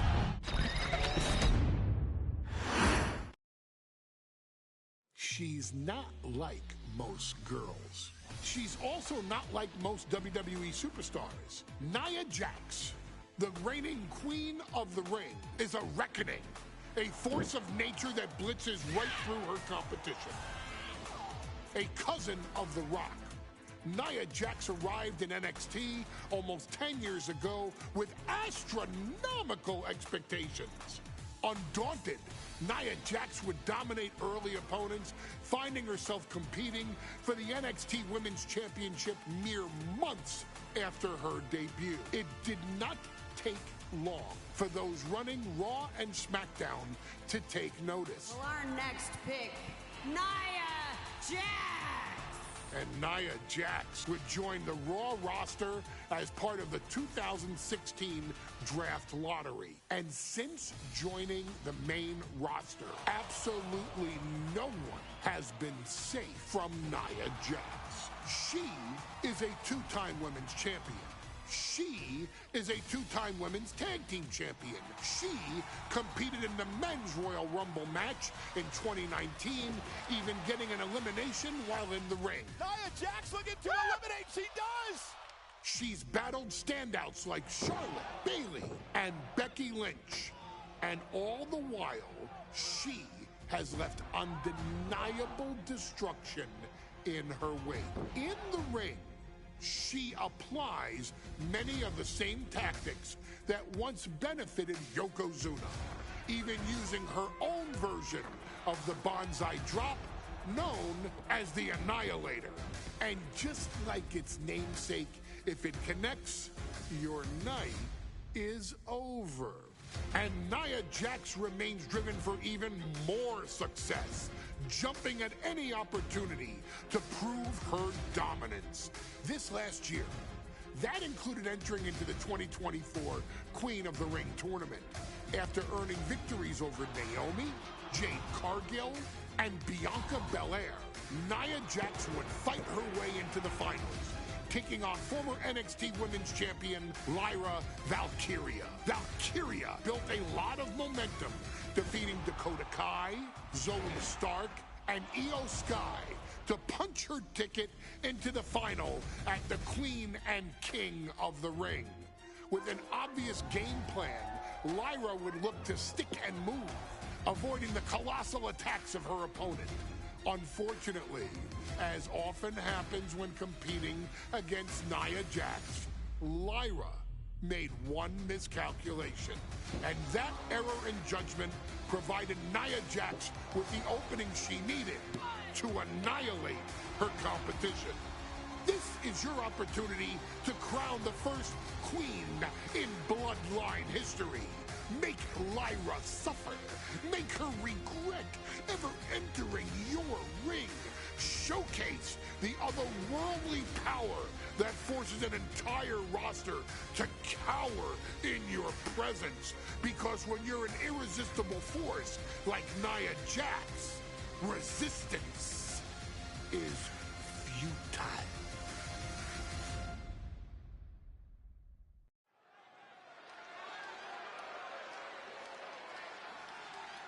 And now a dark horse will face an unforgiving titan in hopes to don the crown. Lyra Valkyria versus Nia Jax in the Queen of the Ring Finals. The following is the final match in the Queen of the Ring Tournament. Introducing first, from San Diego, California, Nia Jax. I cannot wait to witness what unfolds here. The irresistible force has been on a tear recently. And Nia believes the crowd already belongs to her. Will Jax's menacing presence and sheer power be too much for Valkyria to overcome? Or can Lyra write a happy ever after ending to her Cinderella story?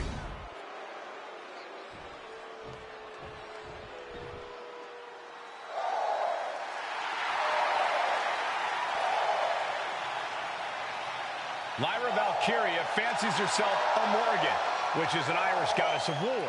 As they were on the battlefield, they used to take the shape of ravens to fly around and decide who would live and who would die. That is what Lyra Valkyria is bringing to the ring here tonight.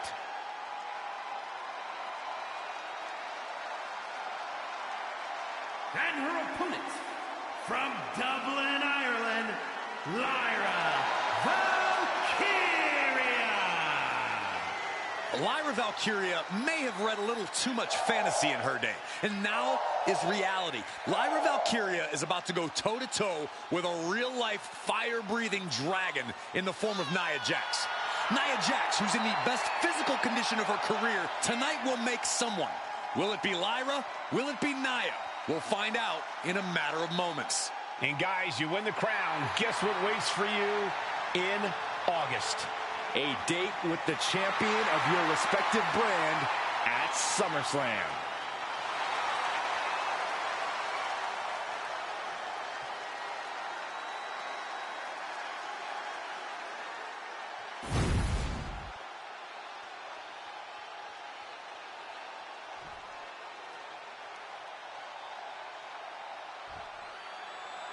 And there will be a coronation taking.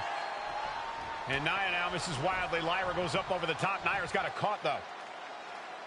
Lyra trying to rely on her technique to bring down the irresistible force, but having no luck at the moment. I'm not sure this is going to work either. Jax just entirely too strong, but whoa! That was interesting. Oh, nice athleticism by Valkyria. Even Jax might be a little impressed. I wouldn't go that far, Saxton. Here comes Nia, just imposing her will on Lyra Valkyria. Again, Lyra showing how resourceful she is, applying the sleeper to Nia Jax. Lyra tried to hold on. And now Nia Jax in control, and she's going to look to put Lyra away. Nobody home! Set outside the ring, and Valkyria's got a chance. Huge window of opportunity.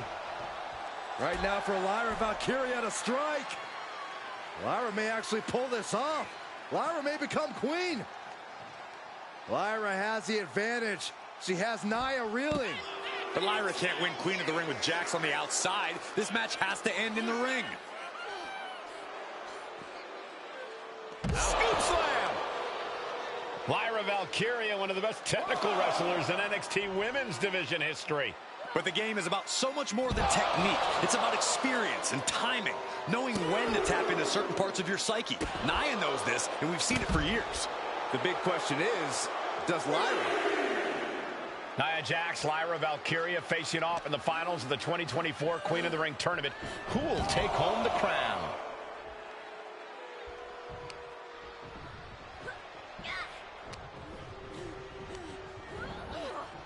Being placed in the corner here.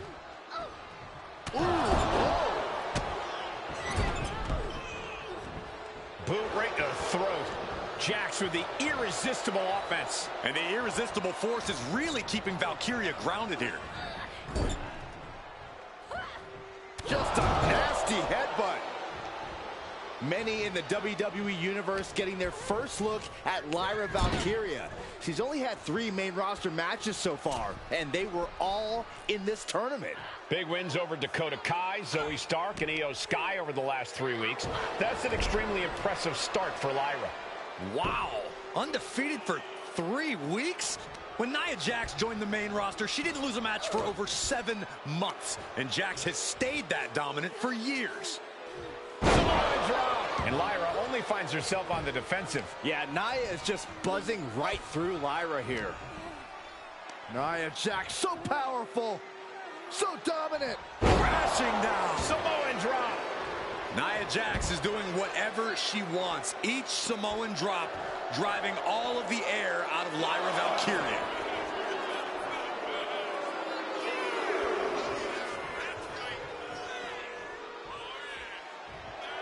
Oh, come on. This is just ridiculous now. Pay attention to your opponent.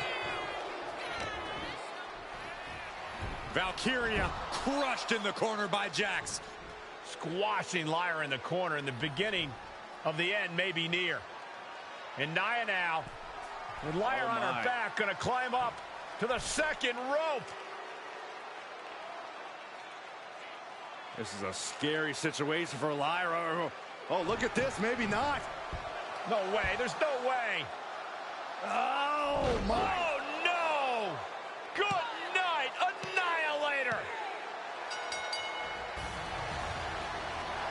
Here is your winner and the new Queen of the Ring, Nia Jax.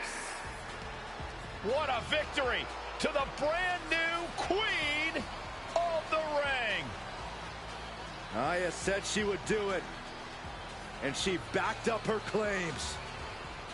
And now the Chief Content Officer of WWE and Triple H going to come in to congratulate Nia Jax, officially crown her the Queen of the Ring. Absolute dominance by the new Queen.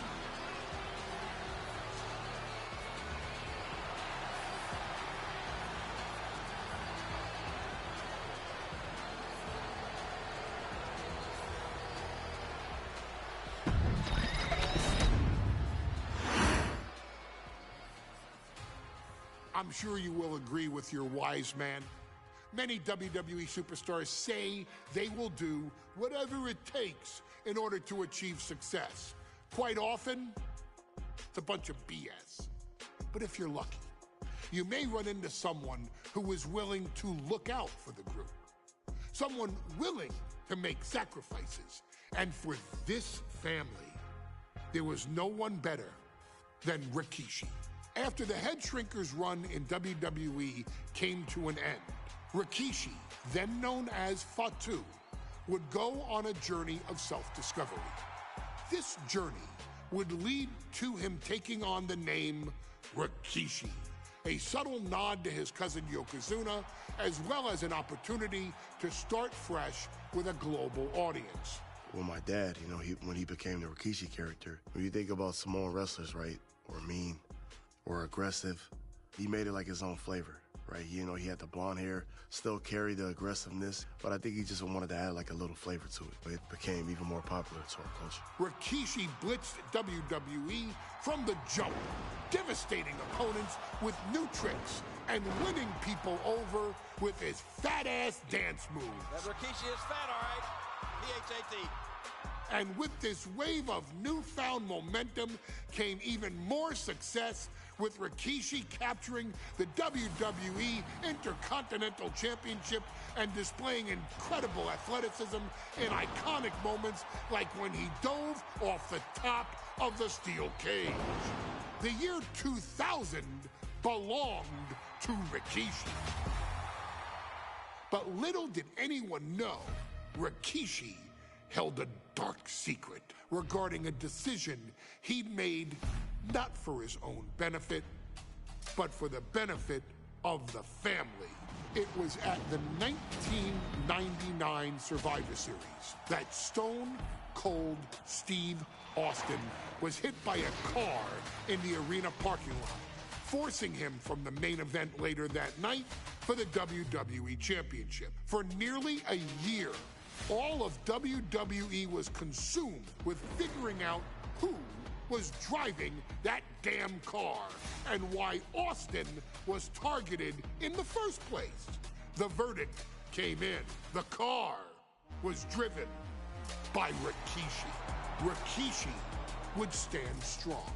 Stone Cold Steve Austin, I didn't do it for me. I did it for The Rock. What? Rikishi would lay out a years-long gripe that WWE preferred Steve Austin to The Rock, and so Rikishi had made sure that The Rock's only competition had been removed from the picture. Rikishi sacrificed his own popularity to reach this goal. The Rock thrived while Austin was on the shelf. For Rikishi, the struggle and fall was all worth it. Rikishi knew that he would eventually have to face off with the Texas Rattlesnake to answer for his sins. And he welcomed that meeting with open arms. What Rikishi was unprepared for was for WWE to stack the deck entirely, looking to make Rikishi pay for taking out their golden goose. Stone Cold Steve Austin was allowed to drive his truck directly to the ring and was generally given the freedom to do whatever the hell he wanted in the name of revenge. We are going to make things right. This time, when Rikishi and Stone Cold Steve Austin lock horns, there will be no stacking of the deck. Someone willing to give of himself so that his family, this family, can succeed, deserves better. So get in there and showcase the never say die spirit that has led this family to victory time and time and time and time and time and time again. Use whatever weapon you can get your hands on and prove to Stone Cold Steve Austin that you will do anything for the people.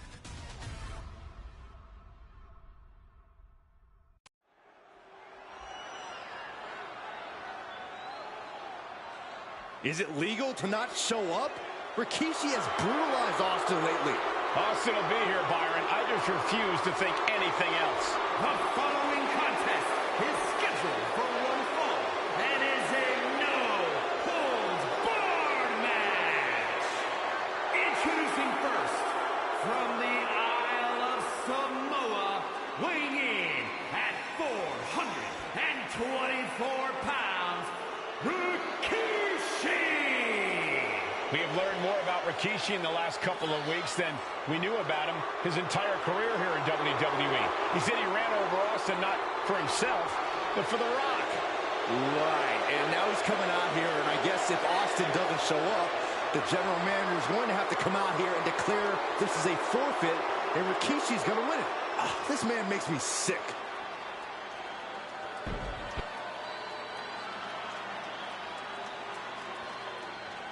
Is he here? Well, there's the Rattlesnakes music. He's here. Austin's here. Stone Cold Steve Austin came here with no fear, no hesitation, just revenge. His opponent, from Victoria, Texas, weighing in at 252 pounds, Stone Cold Steve Austin! Austin fought for his life to make it back here, to make Rikishi pay. Now there is no way Rikishi can escape the Texas Rattlesnake. It's been almost a year since Austin competed in the ring. Austin is a man possessed. Rikishi feels good about running over Austin and said he'd do it again. That man is sick. Oh, Rikishi made two mistakes. One, trying to end Austin's life. And two, not being man enough to finish the job. Austin's going to absolutely tee off on Rikishi. This one is going to get ugly in a hurry.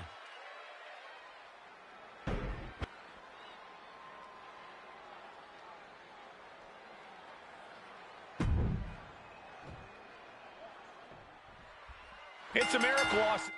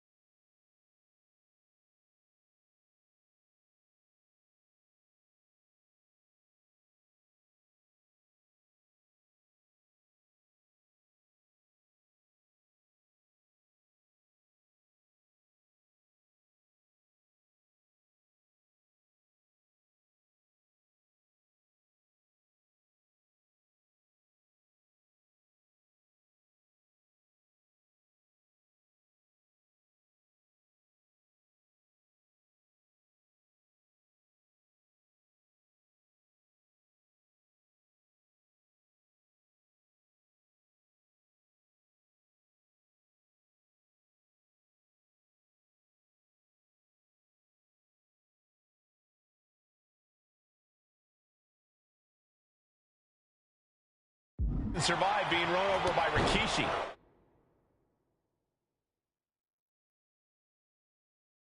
Now a pissed off Texas Rattlesnake is on the loose and out for revenge.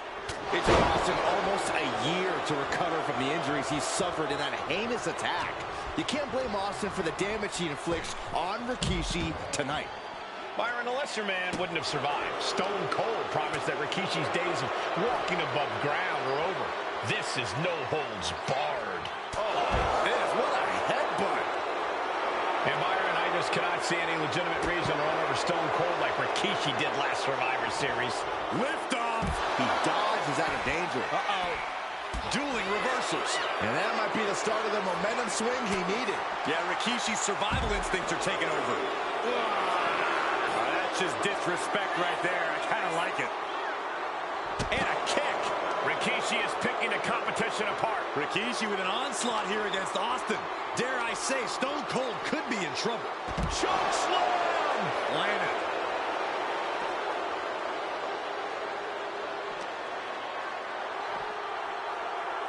Scoop slam. Austin had that one scouted. We've talked so much about motives leading into this match. In my view, Rikishis are delusional. His family have been given equal opportunities, and they all took full advantage of them. Yeah, my blood boils at the propaganda Rikishi's been selling. But I'll tell you about the most legitimate motive in this story, and that is payback for Stone Cold. Austin really had his life taken from him, and there was no greater reason to stomp the tar out of somebody than that.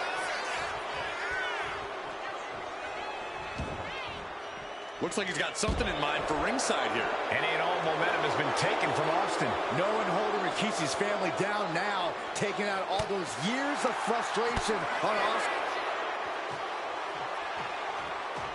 Austin and Rikishi trading heavy artillery on the outside, and here comes the Rattlesnake. Stone Cold Steve Austin fired up and revenge on his mind. You got to think about how bad Austin has wanted this ever since Survivor Series last year. Been dying to get his hands on Rikishi. All of that venom, all the vitriol inside of Austin being unleashed on Rikishi right now. Remember, this is no holds barred. Anything goes. Austin has Rikishi down. The Rattlesnake is red hot. And do you hear this capacity crowd? They want more from Stone Cold. All that he wants to see Rikishi get beaten down like a pile of human filth. Oh, he timed that counter well. And Rikishi lately has been calling himself a visionary, a pioneer. All a bunch of garbage, if you ask me. Well, those aren't self-imposed labels, Cole. Those labels are coming from the family, coming from a group of wrestling legends who are proud of Rikishi for standing up and making a change in this business. I have a few labels for Rikishi. Coward, liar, embarrassment. Those fit him well. Rikishi is picking the competition apart. Tough spot, even for the Rattlesnake.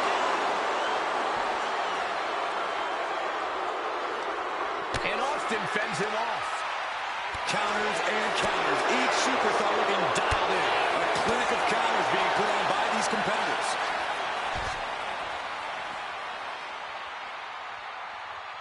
He's rummaging for some sort of equalizer underneath the ring. That table has only one destiny, and it involves being broken in half. A show of confidence from Rikishi.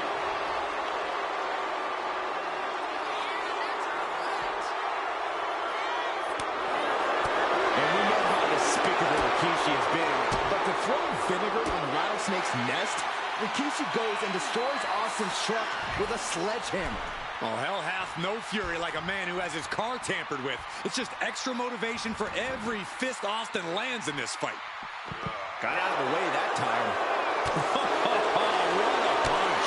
Anything Austin is trying is being suppressed. You're not going to see Rikishi show any remorse. Opportunity now for Austin to capture some momentum. Austin trying to bring the fight back in this one.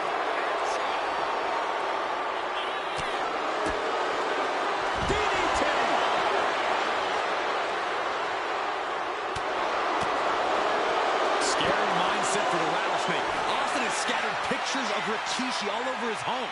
said that every time he looks at Rikishi, he's looking at a dead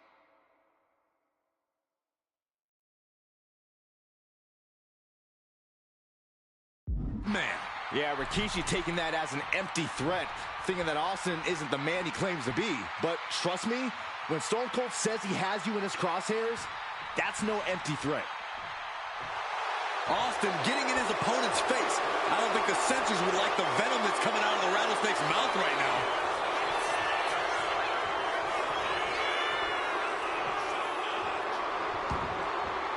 He's out of the ring. What does he have in mind now? Rikishi is picking a competition apart. Not a familiar situation. And Rikishi slows Austin down with a thunderous right. Austin's in trouble. And now steel chair. Oh, and Austin, he just averted disaster there. And now Austin gonna deliver the punishment with the steel chair.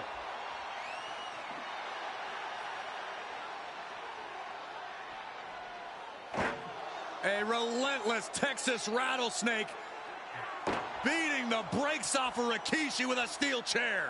And again, thunderous blows by Austin. Down goes Rikishi. Austin beating the hell out of him. I know Austin has good reason to be doing all this, but he could be taking it too far at this point. I don't think the Rattlesnake is taking it far enough, Corey. Austin wants to put Rikishi's life in danger, just like Rikishi did to him. And Austin, Luther's press! Luther's press! Look at him go! There's press! And loading with punches. Austin decompression.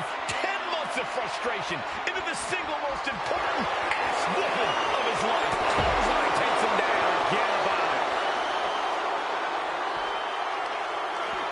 Rikishi hoisting up his opponent. Rikishi driver. And Austin is out.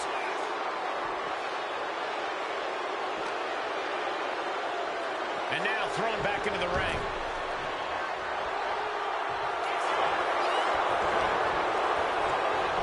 Cover. And still in this. Somehow, some way, he is still in this. Going for the cover. He's able to beat a 2 count. Still not enough to put him away. What a barrage of stops.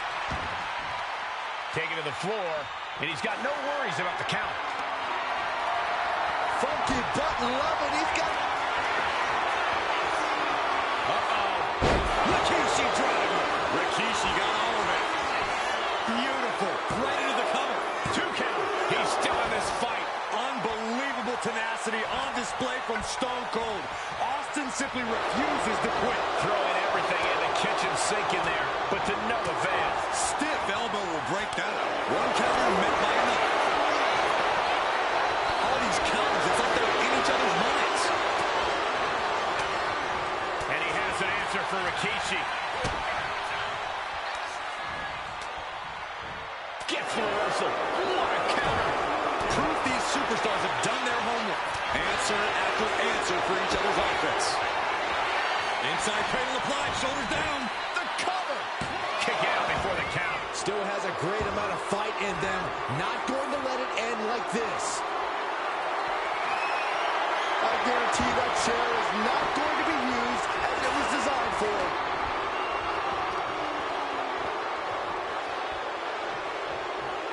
Driven down. Rikishi trying to pick up the win. Oh, the 2 count, the kick out again. How is he still in this match? By the skin of his teeth. He's going up. From the top.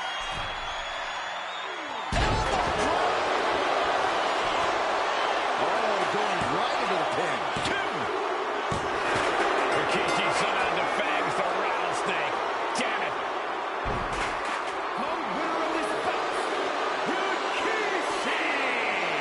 This is not what many of us expected to see. We wanted to see retribution, but Rikishi was too much of a monster for Stone Cold tonight. The vitriol that consumed Rikishi powered him to finish the job and leave a battered Austin in his rear-view mirror.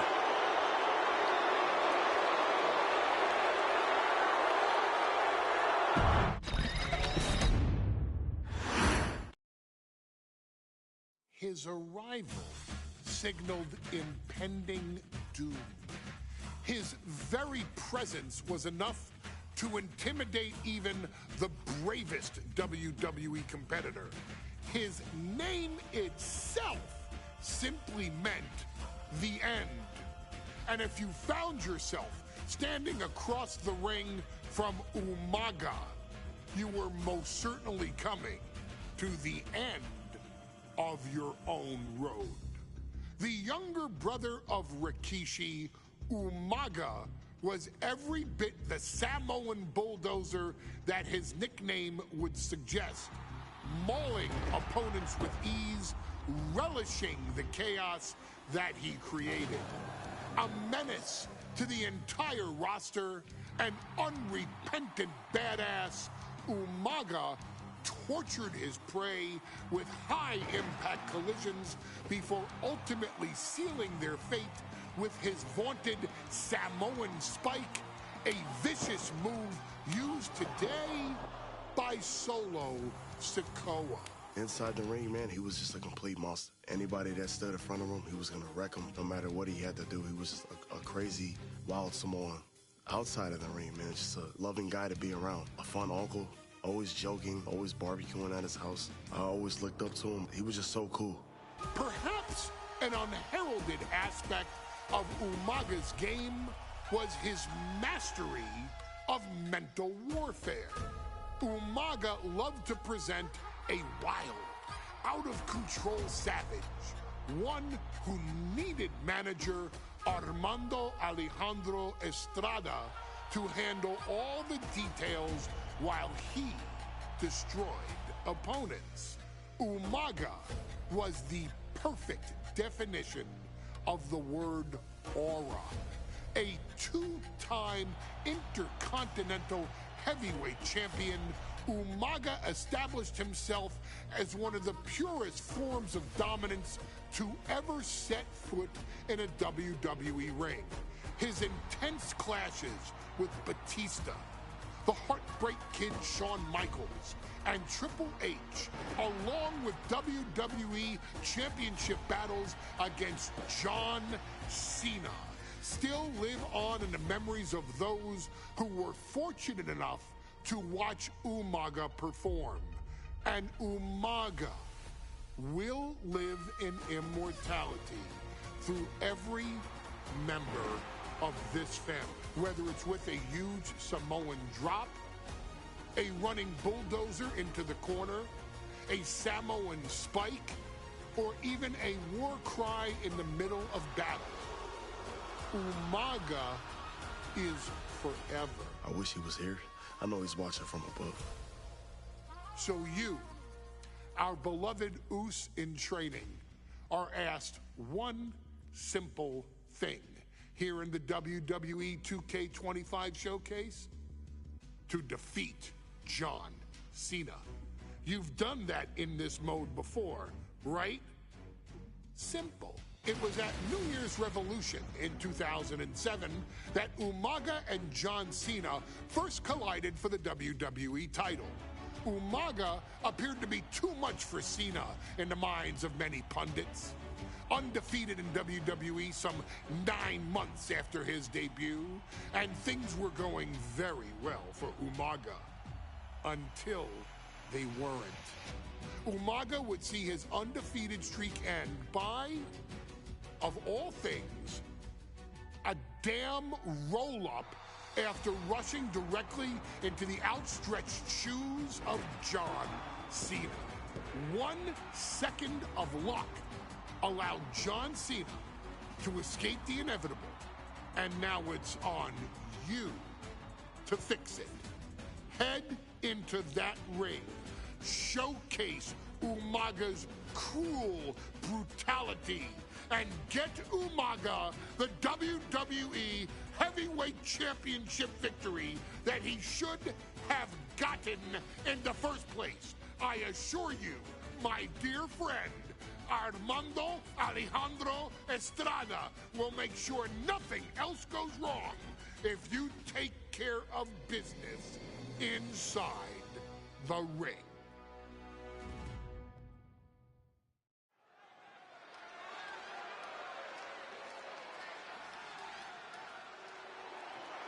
Well, ladies and gentlemen, here he is. He could be the next WWE champion, the near 400-pound Umaga. A man that since debuting right after WrestleMania 9 months ago has remained undefeated. And Umaga has been in the ring, Byron, with the best of WWE. This man looks, moves, and sounds like a movie monster. Except Umaga is for real. He is a Samoan bulldozer, an 18-wheel version with a mean streak. Big, athletic, strong, and probably going to outweigh John Cena by well over 100 pounds. Since 1963, the WWE title has only changed hands twice here in Kansas City. That's twice in the last 47 years. But Umaga is a scary human being. He can easily change that trend right here tonight.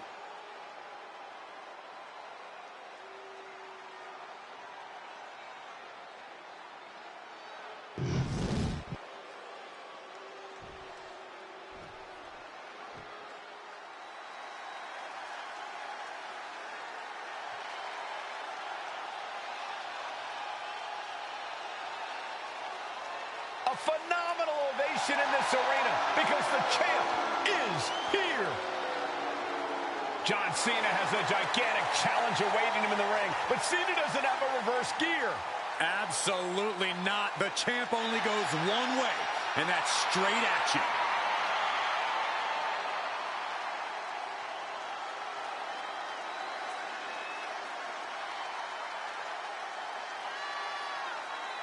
John Cena, a three-time WWE champion, the handler of Umaga, Armando Estrada, trying to control this undefeated challenger. Once the bell rings, these two are going to go at each other full force.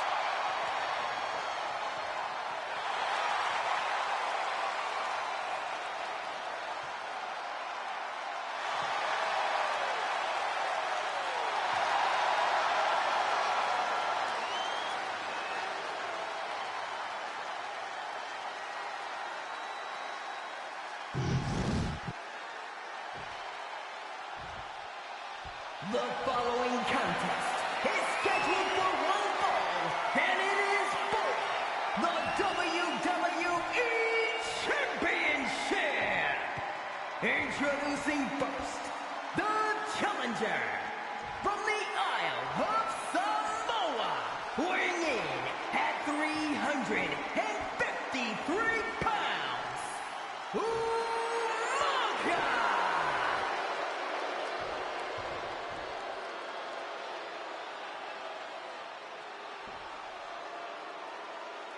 And from West Newbury, Massachusetts, weighing in at 248 pounds, he is the WWE Champion, John Cena!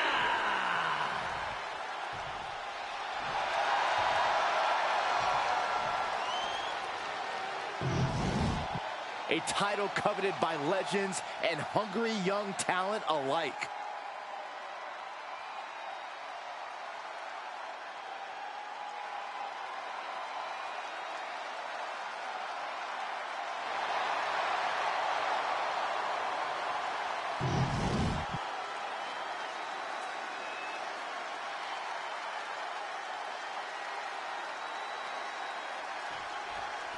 Here we go with the WWE Championship on the line. John Cena versus the Samoan bulldozer Umaga. Big fight feel here in this building.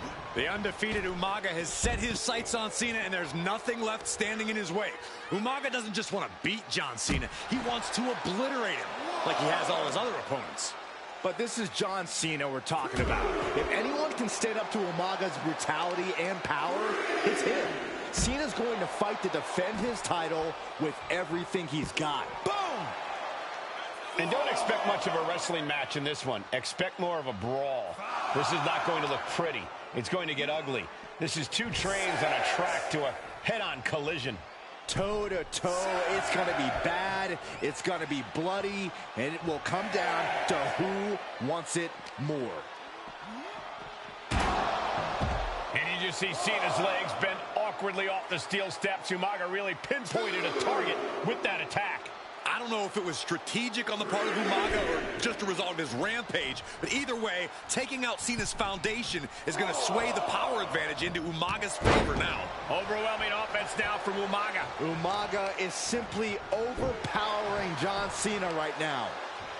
Ah, claw to the face. Ripping at the eyes.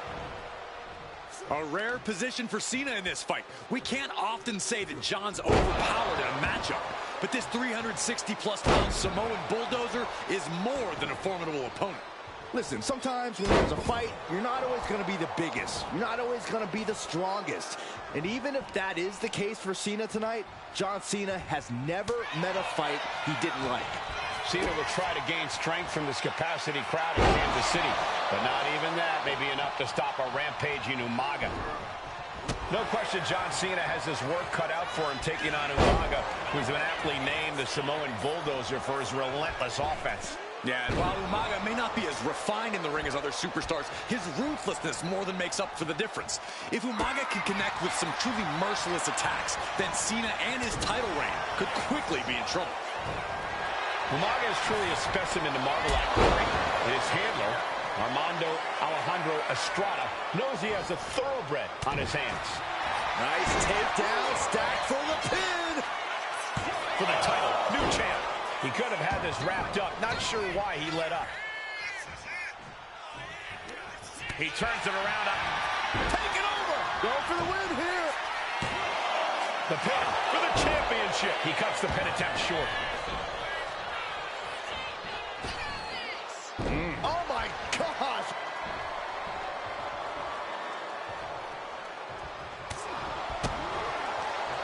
Arm wringer.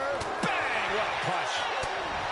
Cena tonight attempting to do something no one else has been able to do. Be it HBK, Triple H, Kane, the list goes on and on. No one has been able to beat Umaga. Since debuting in last year's WrestleMania, he's never been pinned, never been submitted. Umaga is a man who's decimated every single thing in his path. It's not hyperbole to call him a dangerous and deadly savage. And then the patented 5. Pin attempt by the champion. And the count stopped short of 2.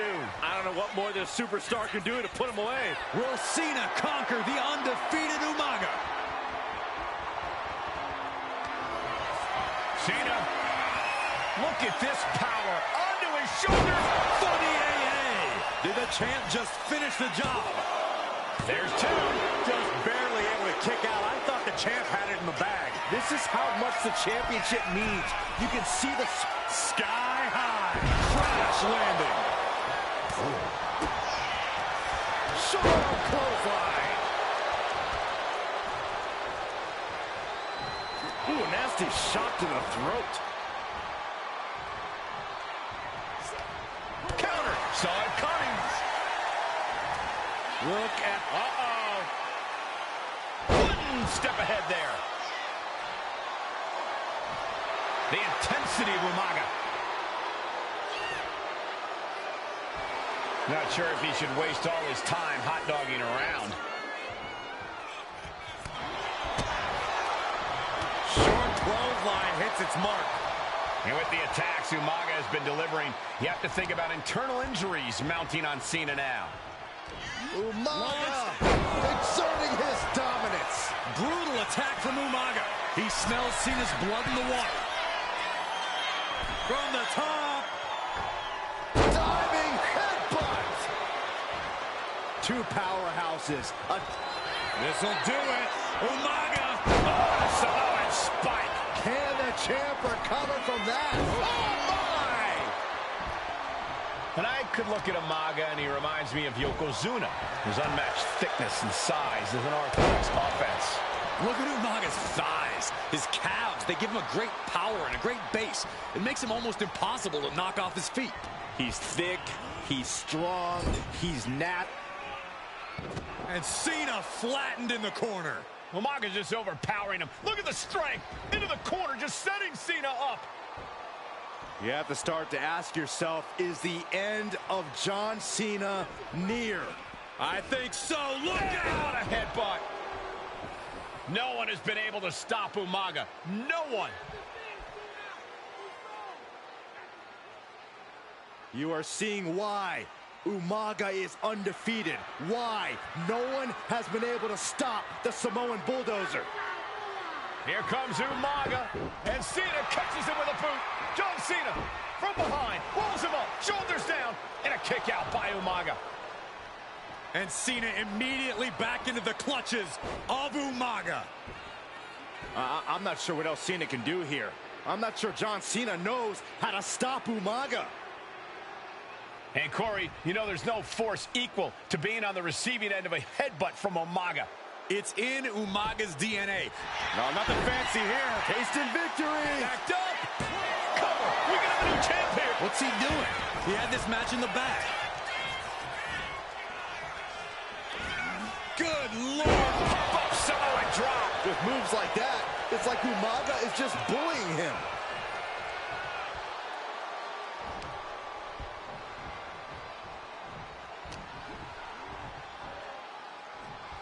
Superstar setting up.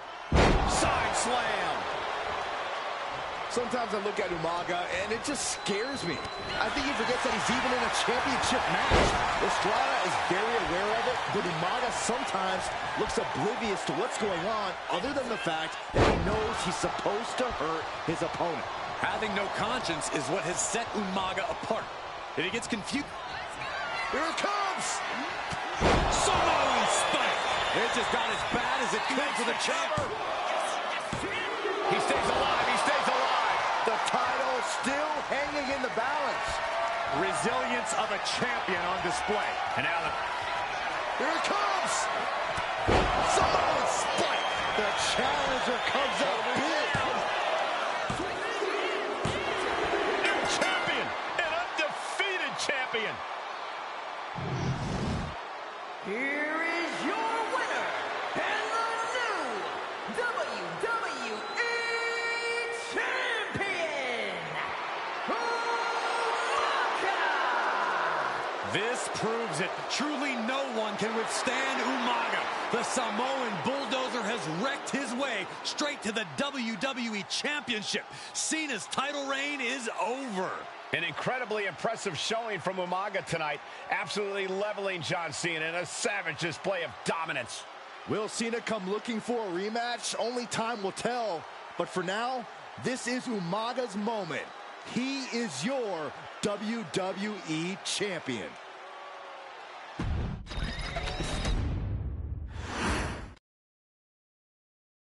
Hey, in WWE, things move really fast. If you aren't present in the moment, it can feel like a year goes by in only 2 or 3 minutes. That's why you always have to make time to make sure that you check. Hold on. Did I just hear myself say 3 minutes? Stop. Can you believe I'm actually doing Eric Bischoff's shtick? In the early 2000s, few words sent a shudder through the roster like the words 3 minutes, summoning the fearsome duo of Rosie and Jamal, collectively known as the 3-Minute Warning. Initially hired by the aforementioned Raw General Manager Eric Bischoff to interrupt anything he didn't find to be entertaining. You're just not entertaining me. 3 minutes are just about up. The two instantly made their mark in WWE with their complete and total decimation of anyone that was targeted. Their formula was really simple. 2 bruisers with surprising quickness who took pleasure in throwing opponents all around the ring with reckless abandon. And the trail of bodies left in their wake remains a testament to their devastation. Rosie, older brother of your tribal chief, Roman Reigns, and Jamal, who would in time develop his skills further and take the name of Umaga, were about instant gratification. They treated matches like a race, seeing how much damage they could fit into the shortest time possible. The 3-minute warning with my brother and my cousin, it was just one of the coolest gimmicks of all time to me. It was catchy, you know what I mean? Like, you kind of knew what was happening. And I feel like we all remember when the 3-minute warning hit for the first time. You know, the whole Den TV area just lit up. Every match was a train wreck, as the two would use their size to overwhelm most opponents, coupling that with incredible tag team maneuvers to increase the carnage to its maximum levels. That approach, maximizing damage while minimizing time, was a 3-minute warning signature. The team itself saw its run in WWE last for a little over a year, but in that time managed to make such an impression with the WWE Universe that it still resonates today. They are proof of the impact anyone can make if they capitalize on their opportunities, as 3-minute warning did every single time. It was a short-lived gimmick, but it was a really cool gimmick, and I just think it shows the versatility of, hey, if you need us to go out there and tell you a Broadway story, I'll cover 2 hours if you like. But if you need us to come out in 3 minutes to make an impact, we can do that too. But you gotta be really good to be thrown in there with the very, very best in the industry. I'm getting all pumped and proud, you know, for my brother and my cousin right now, just thinking about it. Here in the WWE 2K25 showcase, we have selected another team that embodies the same mindset in Akam and Razor, the AOP. Similar to Jamal and Rosie, these two look to inflict the most pain in the most efficient manner. Like 3-minute warning, AOP happily dispatches when summoned. Like 3-minute warning, AOP features 2 Goliaths who will hurl your body from pillar to post before finally bringing it all to a most painful conclusion.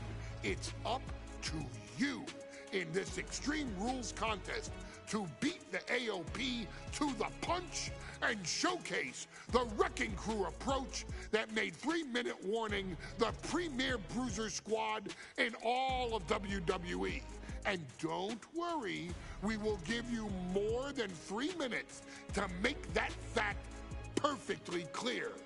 As a matter of fact, take your time and enjoy dishing out the punishment.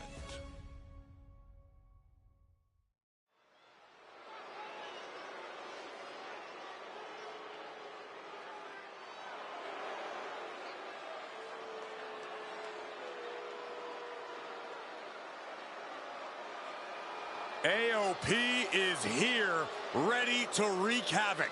And they want to prove 3-minute warning has nothing on them. Two roughneck teams ready to use this Extreme Rules stipulation to the fullest.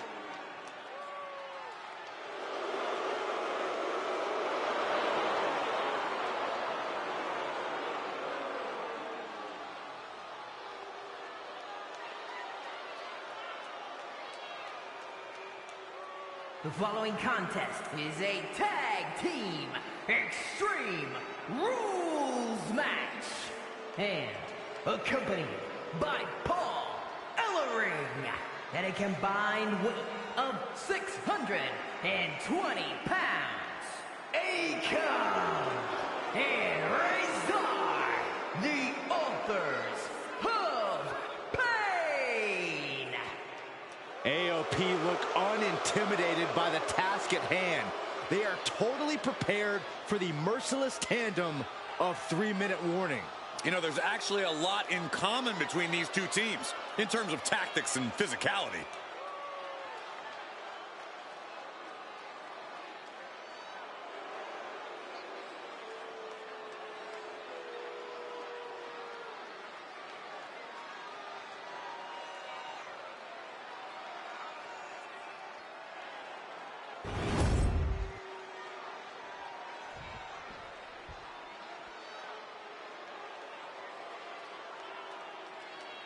And guys, the authors of pain now have 3 minutes. And at a combined weight of 770 pounds, Rosie and Jamal. 3-minute warning. Authors of Pain versus 3-minute warning is a recipe for brutality and ruthless carnage. And that's an irregular match, Cole. This is Extreme Rules. These two hit squads are going to tear each other apart. 3-minute warning made a career out of demolishing anyone who got in their way. Why would AOP be any different? Because that's exactly what AOP does too. They play the same game as 3-minute warning. Here we go with AOP and 3-minute warning going head-to-head. This is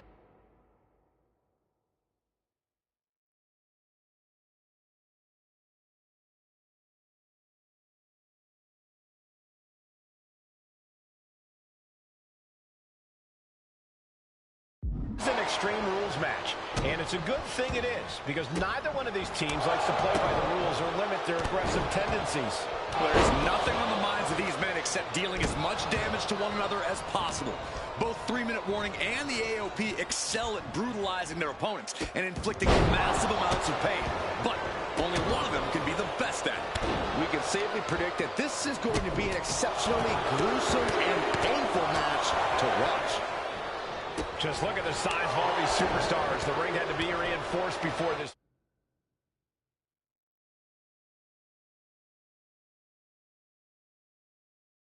match. Over 1,300 combined nouns colliding. These men are so big and so thick, it's a challenge to wrap your arms around them. It's really just best to find weapons and whack away. Yeah, and there's plenty of weapons to choose from tonight. Many would call the AOP and 3-minute warning equally brutal. How can one of these teams get the edge in this head-to-head contest? It's true they're well matched, but AOP tends to be the more methodical and calculating of the two teams. If AOP can get control of the pace and smother 3-minute warning's chaotic in-ring style, they'll be in a position to win this. Both competitors showing they've studied the others' playbooks to the T. Watch the hardcore style of 3-minute warning. Both of these men are from the hood, so to speak. Grew up in the streets, brought up to be tough. Here we go. Of all the toys underneath the ring, he just had to go with the one that ensures splinters. Oh my, what a splash! The sheer force of that landing was probably enough to fracture a few bones. And Jamal looked out of his element on that one.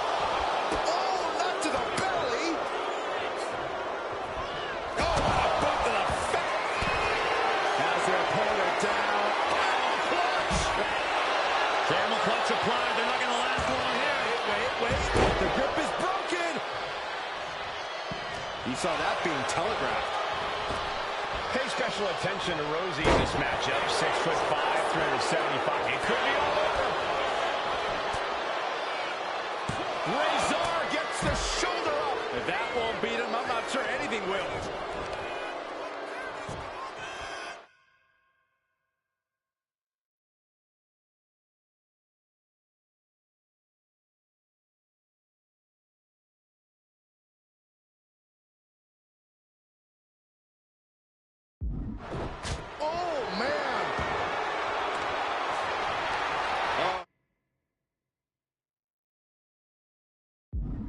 Exactly what he was looking for when he started digging out of the apron. No one just finds a sledgehammer. Down on the ground, getting pummeled by that hammer. Oh, man, right to the esophagus. T-bone into a power slam. And that was a rough landing from that toss. Oh, my, what a splash. Rosie and Jamal tell the victims that they will feel the 3-minute warning. What does that mean, Corey?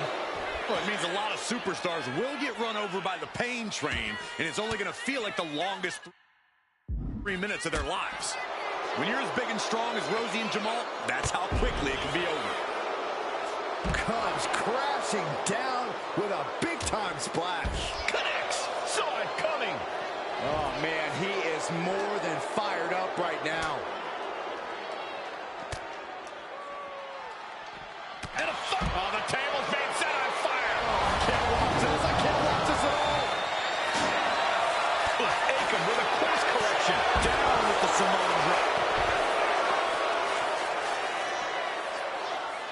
We knew this would be a grueling and punishing match, but AOP and 3-minute warning are exceeding all expectations. Man, Rosie and Jamal, Akam and Razor representing the biggest, most imposing teams WWE has ever seen. Both teams don't care what the motive is, don't care who the target is. Their goal always remains the same, and that is complete destruction of the opposition. We call them equal opportunity ass kickers. The first few rows should take a couple steps back because no one is safe when you're in the vicinity of these teams. Taking a moment to get pumped off of this crowd's incredible energy. Oh, God, what a shot to the face. Uh-oh. Uh-oh. Oh, Razor gets caught. This is a whole new level of chaos and brutality. Jamal, he's thinking he can end it here. No, stops the count at 2. I am shaking my head in disbelief. Rosie and Jamal survive Extreme Rules. Here are your winners, Rosie and Jamal. 3-minute warning. Gotta give it up to 3-minute warning. In a contest between two of the most badass squads we've ever seen, they were the tougher competitors. Yeah, but AOP certainly made 3-minute warning earn this win. Just think about all the carnage we witnessed here tonight.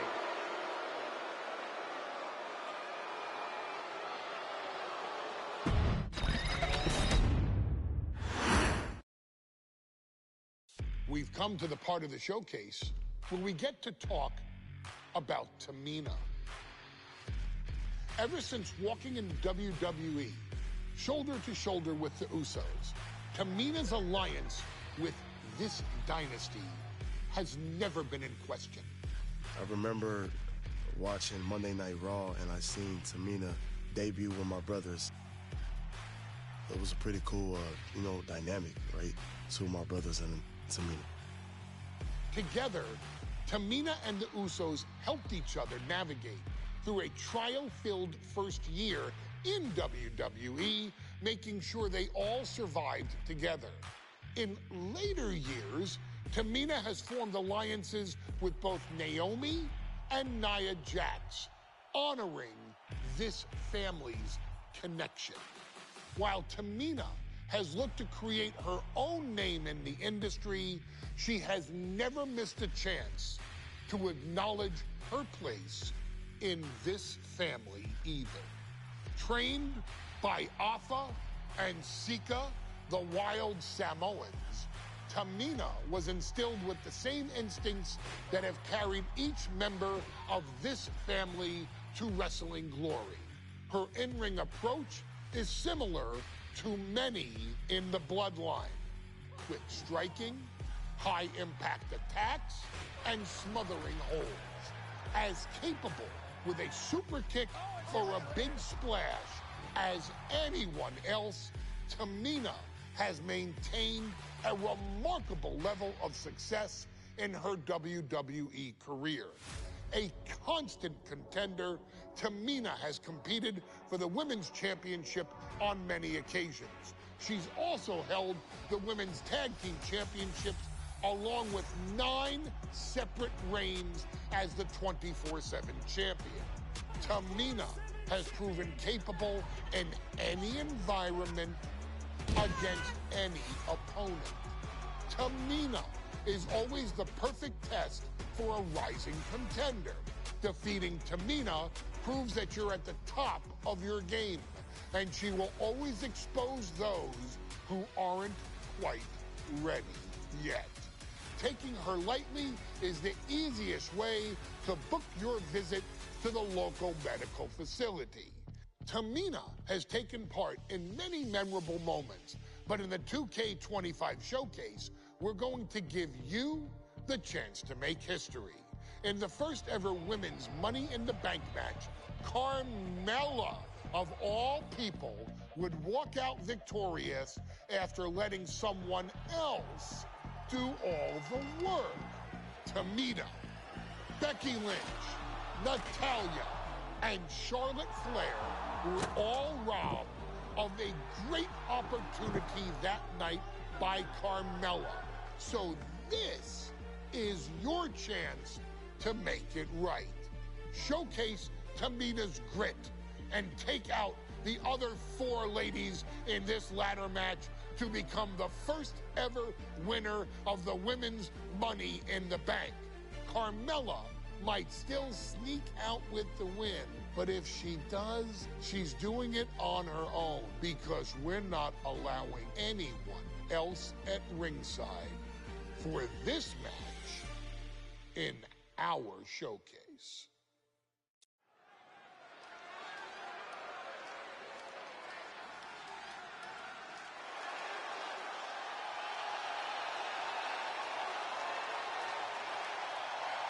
We are making history tonight here in St. Louis, the first ever women's Money in the Bank ladder match.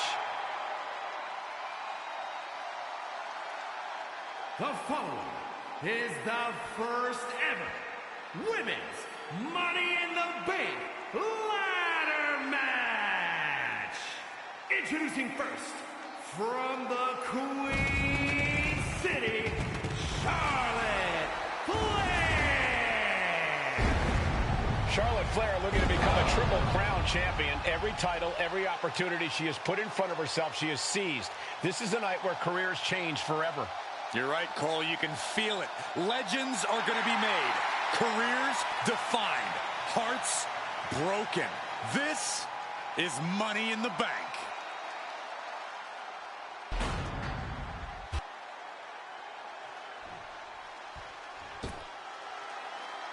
And Byron, Becky Lynch with a very astute point.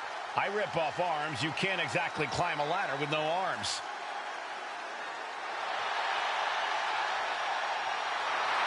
Next, from Dublin, Ireland, Becky Lynch. To add to that, Michael, I talked to Becky earlier and I asked, are you nervous about this? She said, yeah, I'm a little nervous, but I'm more excited than anything because I get to be part of history. Becky Lynch, the first woman drafted to SmackDown. First SmackDown Women's Champion. Can she become the first Miss Money in the Bank?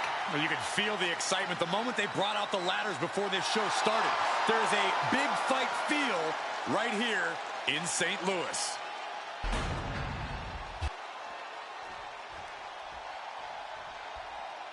There's a big fight coming. Tamina, perhaps the most dominant superstar in this match. And I guarantee she is not fazed by taking on 4 different opponents in a ladder match.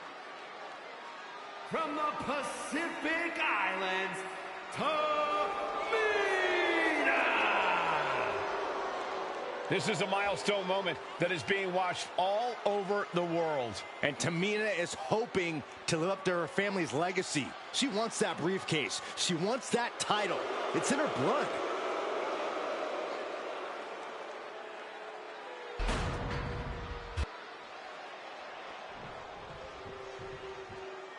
Mella is money, and she is as confident as ever.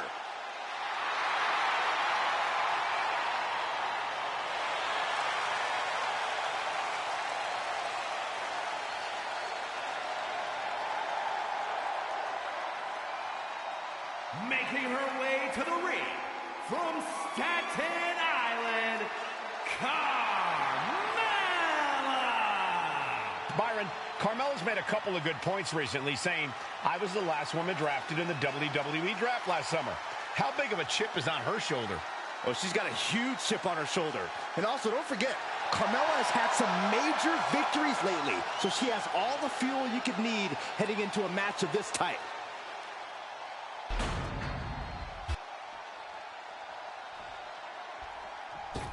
Natalya, another superstar who walks into this match thinking she has legacy on her side tonight.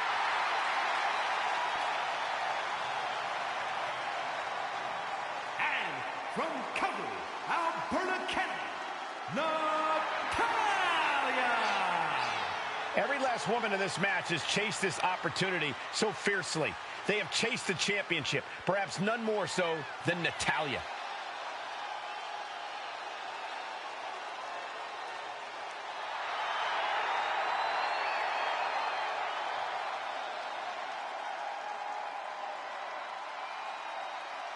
Winning Money in the Bank would certainly go a long way to helping Natalya prove she too is the best there is, the best there was, and the best there ever will be. Winning that briefcase is like taking the proverbial express lane to success. This new generation of female superstars are providing yet another milestone moment here. Tamina, Charlotte, Carmella, Natalya, and Becky Lynch are going to climb the ladder and retrieve the briefcase, become the first ever Miss Money in the Bank. The contract that can change lives hanging above the ring. Probably the most profitable opportunity in our sport. 15 out of 17 superstars have successfully cashed in the Money in the Bank contract. A surprise cash-in has only failed once, and the other failed cash-in was alerted to a week in advance. You are almost certain to become the next SmackDown Women's Champion if you grab the contract tonight. Such a dangerous setting for all these superstars. Ladders are everywhere. Each competitor is only limited by their imagination. Your head has to be on a constant swivel. Ladders will be used as weapons. Anything can happen to get that briefcase. The universal signal for extreme. The kendo stick has entered the fray. And some effective offense with that one. These are dangerous attacks on their own, but now the damage is exponentially multiplying. Is there anyone more intimidating in this group than Tamina? I've said it before. It could be a coming out party for Tamina. This is her time to live up to her family's legacy. If Tamina wins the contract, it guarantees her first title opportunity in over 2 years. From the middle rope. That offense might rock the confidence of Natalya. Some dominant offense. Wait, do you see? Yeah, looking for the submission. Oh, man, that's like death by 1,000. She gets out of the cross armbar. Look at this. Oh, nice. Big forearm. Oh, man. Taking this thing out onto the floor now. Power slam. Good night. No safe haven in this match. These ladders can be your best friend or your worst enemy. There's no allies in this match. It's everyone for herself. There is no room for friends when history's being made. Not when you can go down in the record books as the first Miss Money in the Bank. Fast movement gets her out of the way. Golly, that sounded rough. Powerful contact by Tamina. And Charlotte being met with defiance there. If this keeps up, climbing that ladder is going to be very difficult. The prize is in sight, but is it in reach? Seems to be struggling a bit up there. Yeah, sweaty palms is making this difficult. Coming back from the outside now. Tremendous pressure being applied in this head crank. And looking at the point from the top. What a handle. Tamina landing heavy offense on Charlotte. Charlotte thought tonight would be an ascension to her throne. Tamina's here to ruin that dream. Being carried around now. Just tough. She could airline miles for that. I do not see this match going on much longer. There's too many more moves like that from there. You have got to be in elite physical condition to pull off something like that. Nice standing backbreaker and takedown. And Lynch gets stonewalled.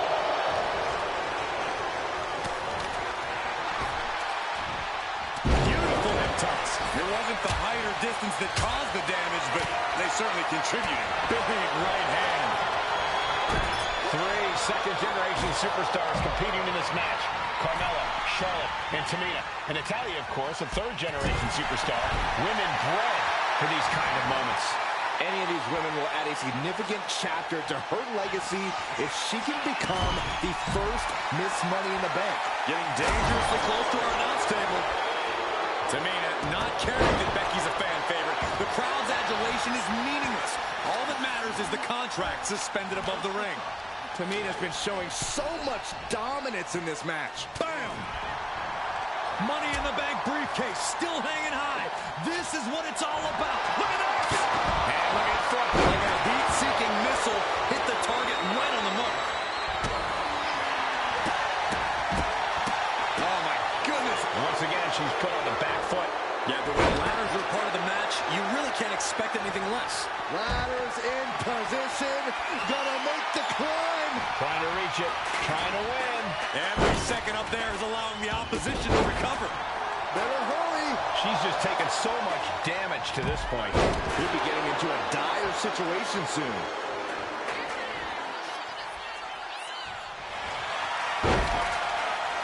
The boat, Natalya, doing what she does best. Sharpshooter applied. She's trapped in the submission. She decides to just let go, but why let go of the submission? Not a strategy we often expect to see. Target acquired and destroyed.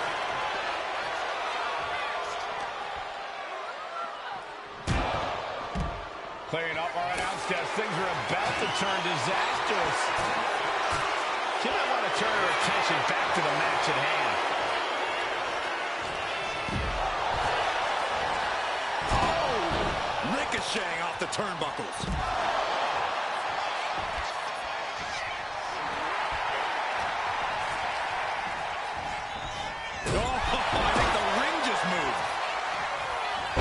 Counters from each athlete. Impenetrable defense.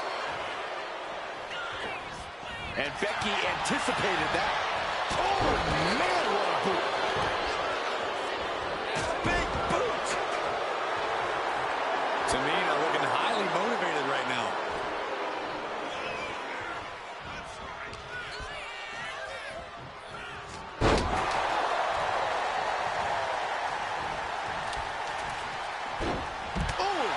Strong right forearm. Counter from Tamina. Bang! Vicious boot. And she's fine taking this to the outside. Knee strike connects. Back into the ring she comes. Unloads with the boot.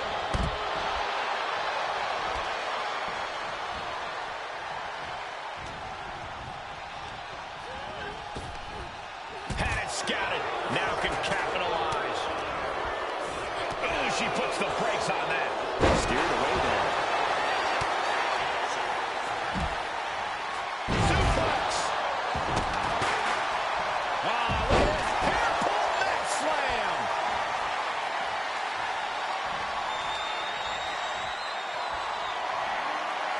Hoisted up high here. Targeting the throat there. Thank you, Rich. The dishonor. Not the submission, but that's not going to win the... Nice reversal by Charlotte Flair. Charlotte driving Tamina, and both tumble to the floor.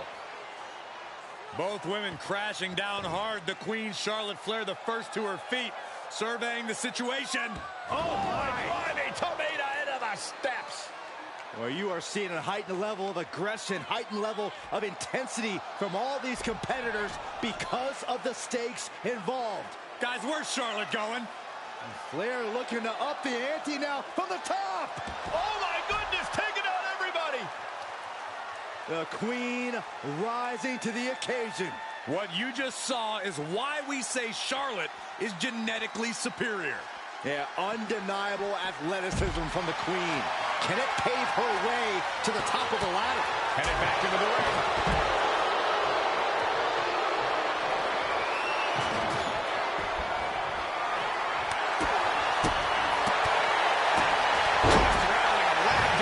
That'll turn your skin red.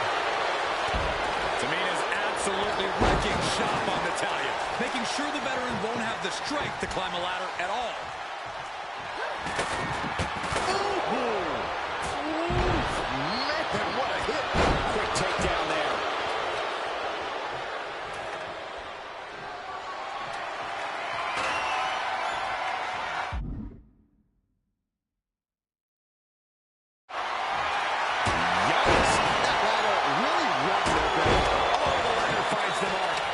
Tough to bounce back from that one.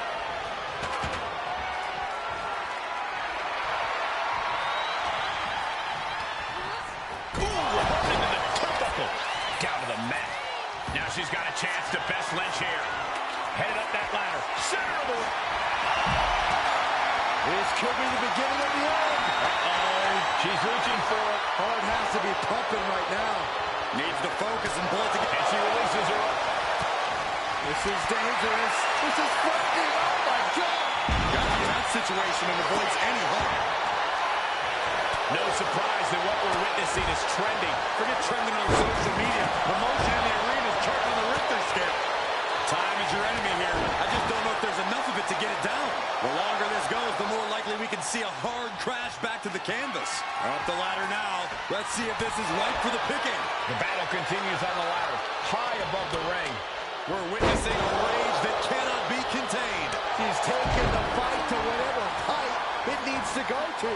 No sign of fear in her now. Maybe this isn't a good position to go for it. That certainly seems to be having trouble up there. That's one way to use the ladder. She is out for blood. I think she got it, Saxton. Yeah, this match is getting grisly.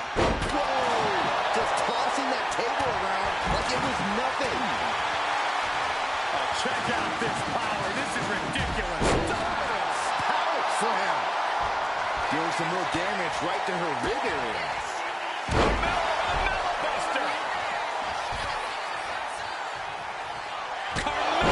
Super kick. Carmella's eyes are growing wider now. Is this her chance to climb the ladder and become Miss Money in the Bank? The roar of this crowd has been building, and they are at a fever pitch right now. You can feel the anticipation growing with every second that ticks past in this match. She's bringing the fight outside. Goes under the ropes and into the ring.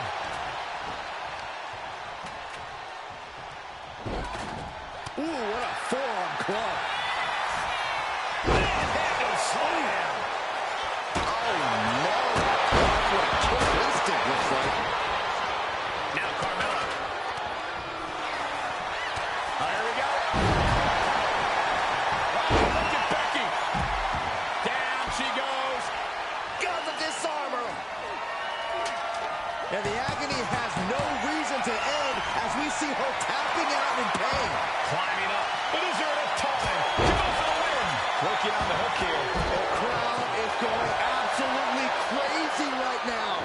They know this could be it. She's getting that table right where she wants it. She clearly has something in mind. Wait a minute, setting in. Devastating submission coming. Abdominal stretch. It's locked in. This is looking to find an escape from the abdominal stretch. Uh-oh, found it. He's got it in her hands. I assure you, this is even harder than it looks. Trying not to throw it around too much here. Tamina has it. Fingertips away from winning the contract. Just yank it down. Force it. Uh-oh. Way too late.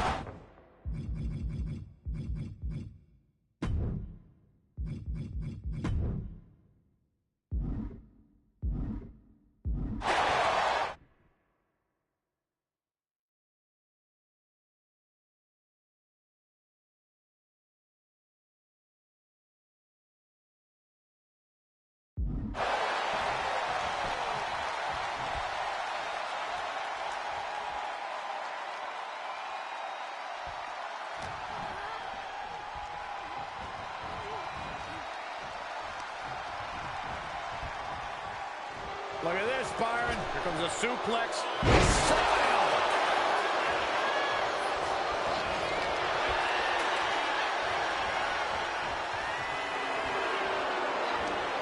Oh, this is not going to be good. Hoisted him up. Diving suplex.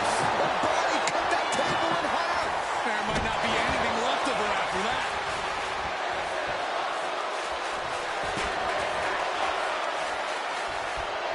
Left herself exposed here. Spiked with a Michinoku driver.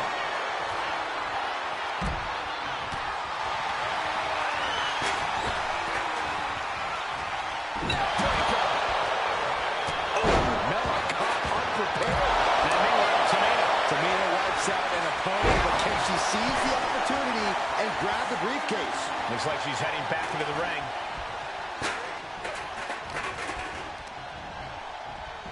Just sent crashing to the arena floor. Uppercut. That'll cost some teeth. And she's able to fight wrench off.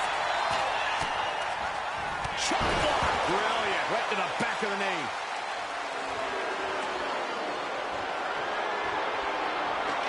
She's set the ladder up dead center. Well, her eyes are on the prize now. Ladder's in position. Gonna make the... Look out. Climbing up. Is there enough time to go for the win? Massive punch to the face. Boom. And it's Natalia with the reversal. Now Tamina's in ringside. And outside she goes. What's her plan here? Veteran confidence and nasty chop delivered by Charlotte. Natural selection. The Queen has put an opponent in the dirt, and now the ladder to her throne awaits. Getting back into the ring now. Big time clothesline. Good grief.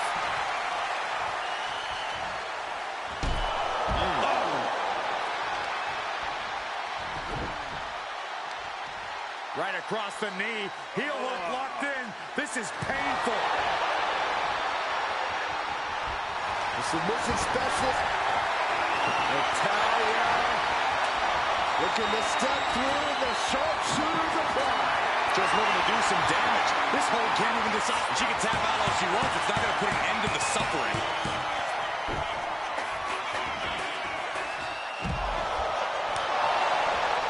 And Becky now getting in position.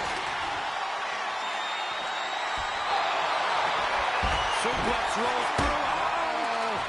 Charlotte Flair with a trademark chopping. She is in excruciating pain. She releases the hold.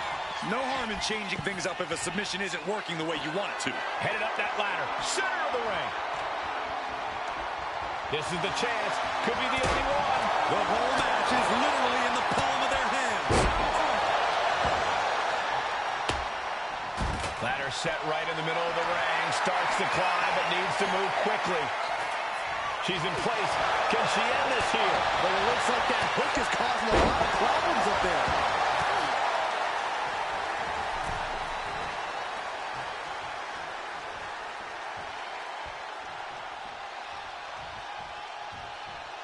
Big boot. Vicious. Headed up that ladder. Center of the ring. Reaching for the prize. Might be a little overzealous going for it here. Too late to stop now, though. This could be it. Looking to unhook it here. This has got to be it. Victory is inevitable. She's just got to concentrate. She's so close here. Come on, now is the time. Seize the moment. It's almost down. My hands will be shaking. Good thing you brought your gloves, dummy. She's tossed right out of the ring.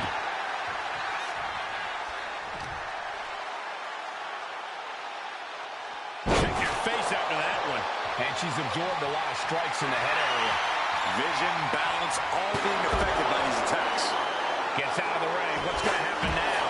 And that was an efficient display of offense with that maneuver.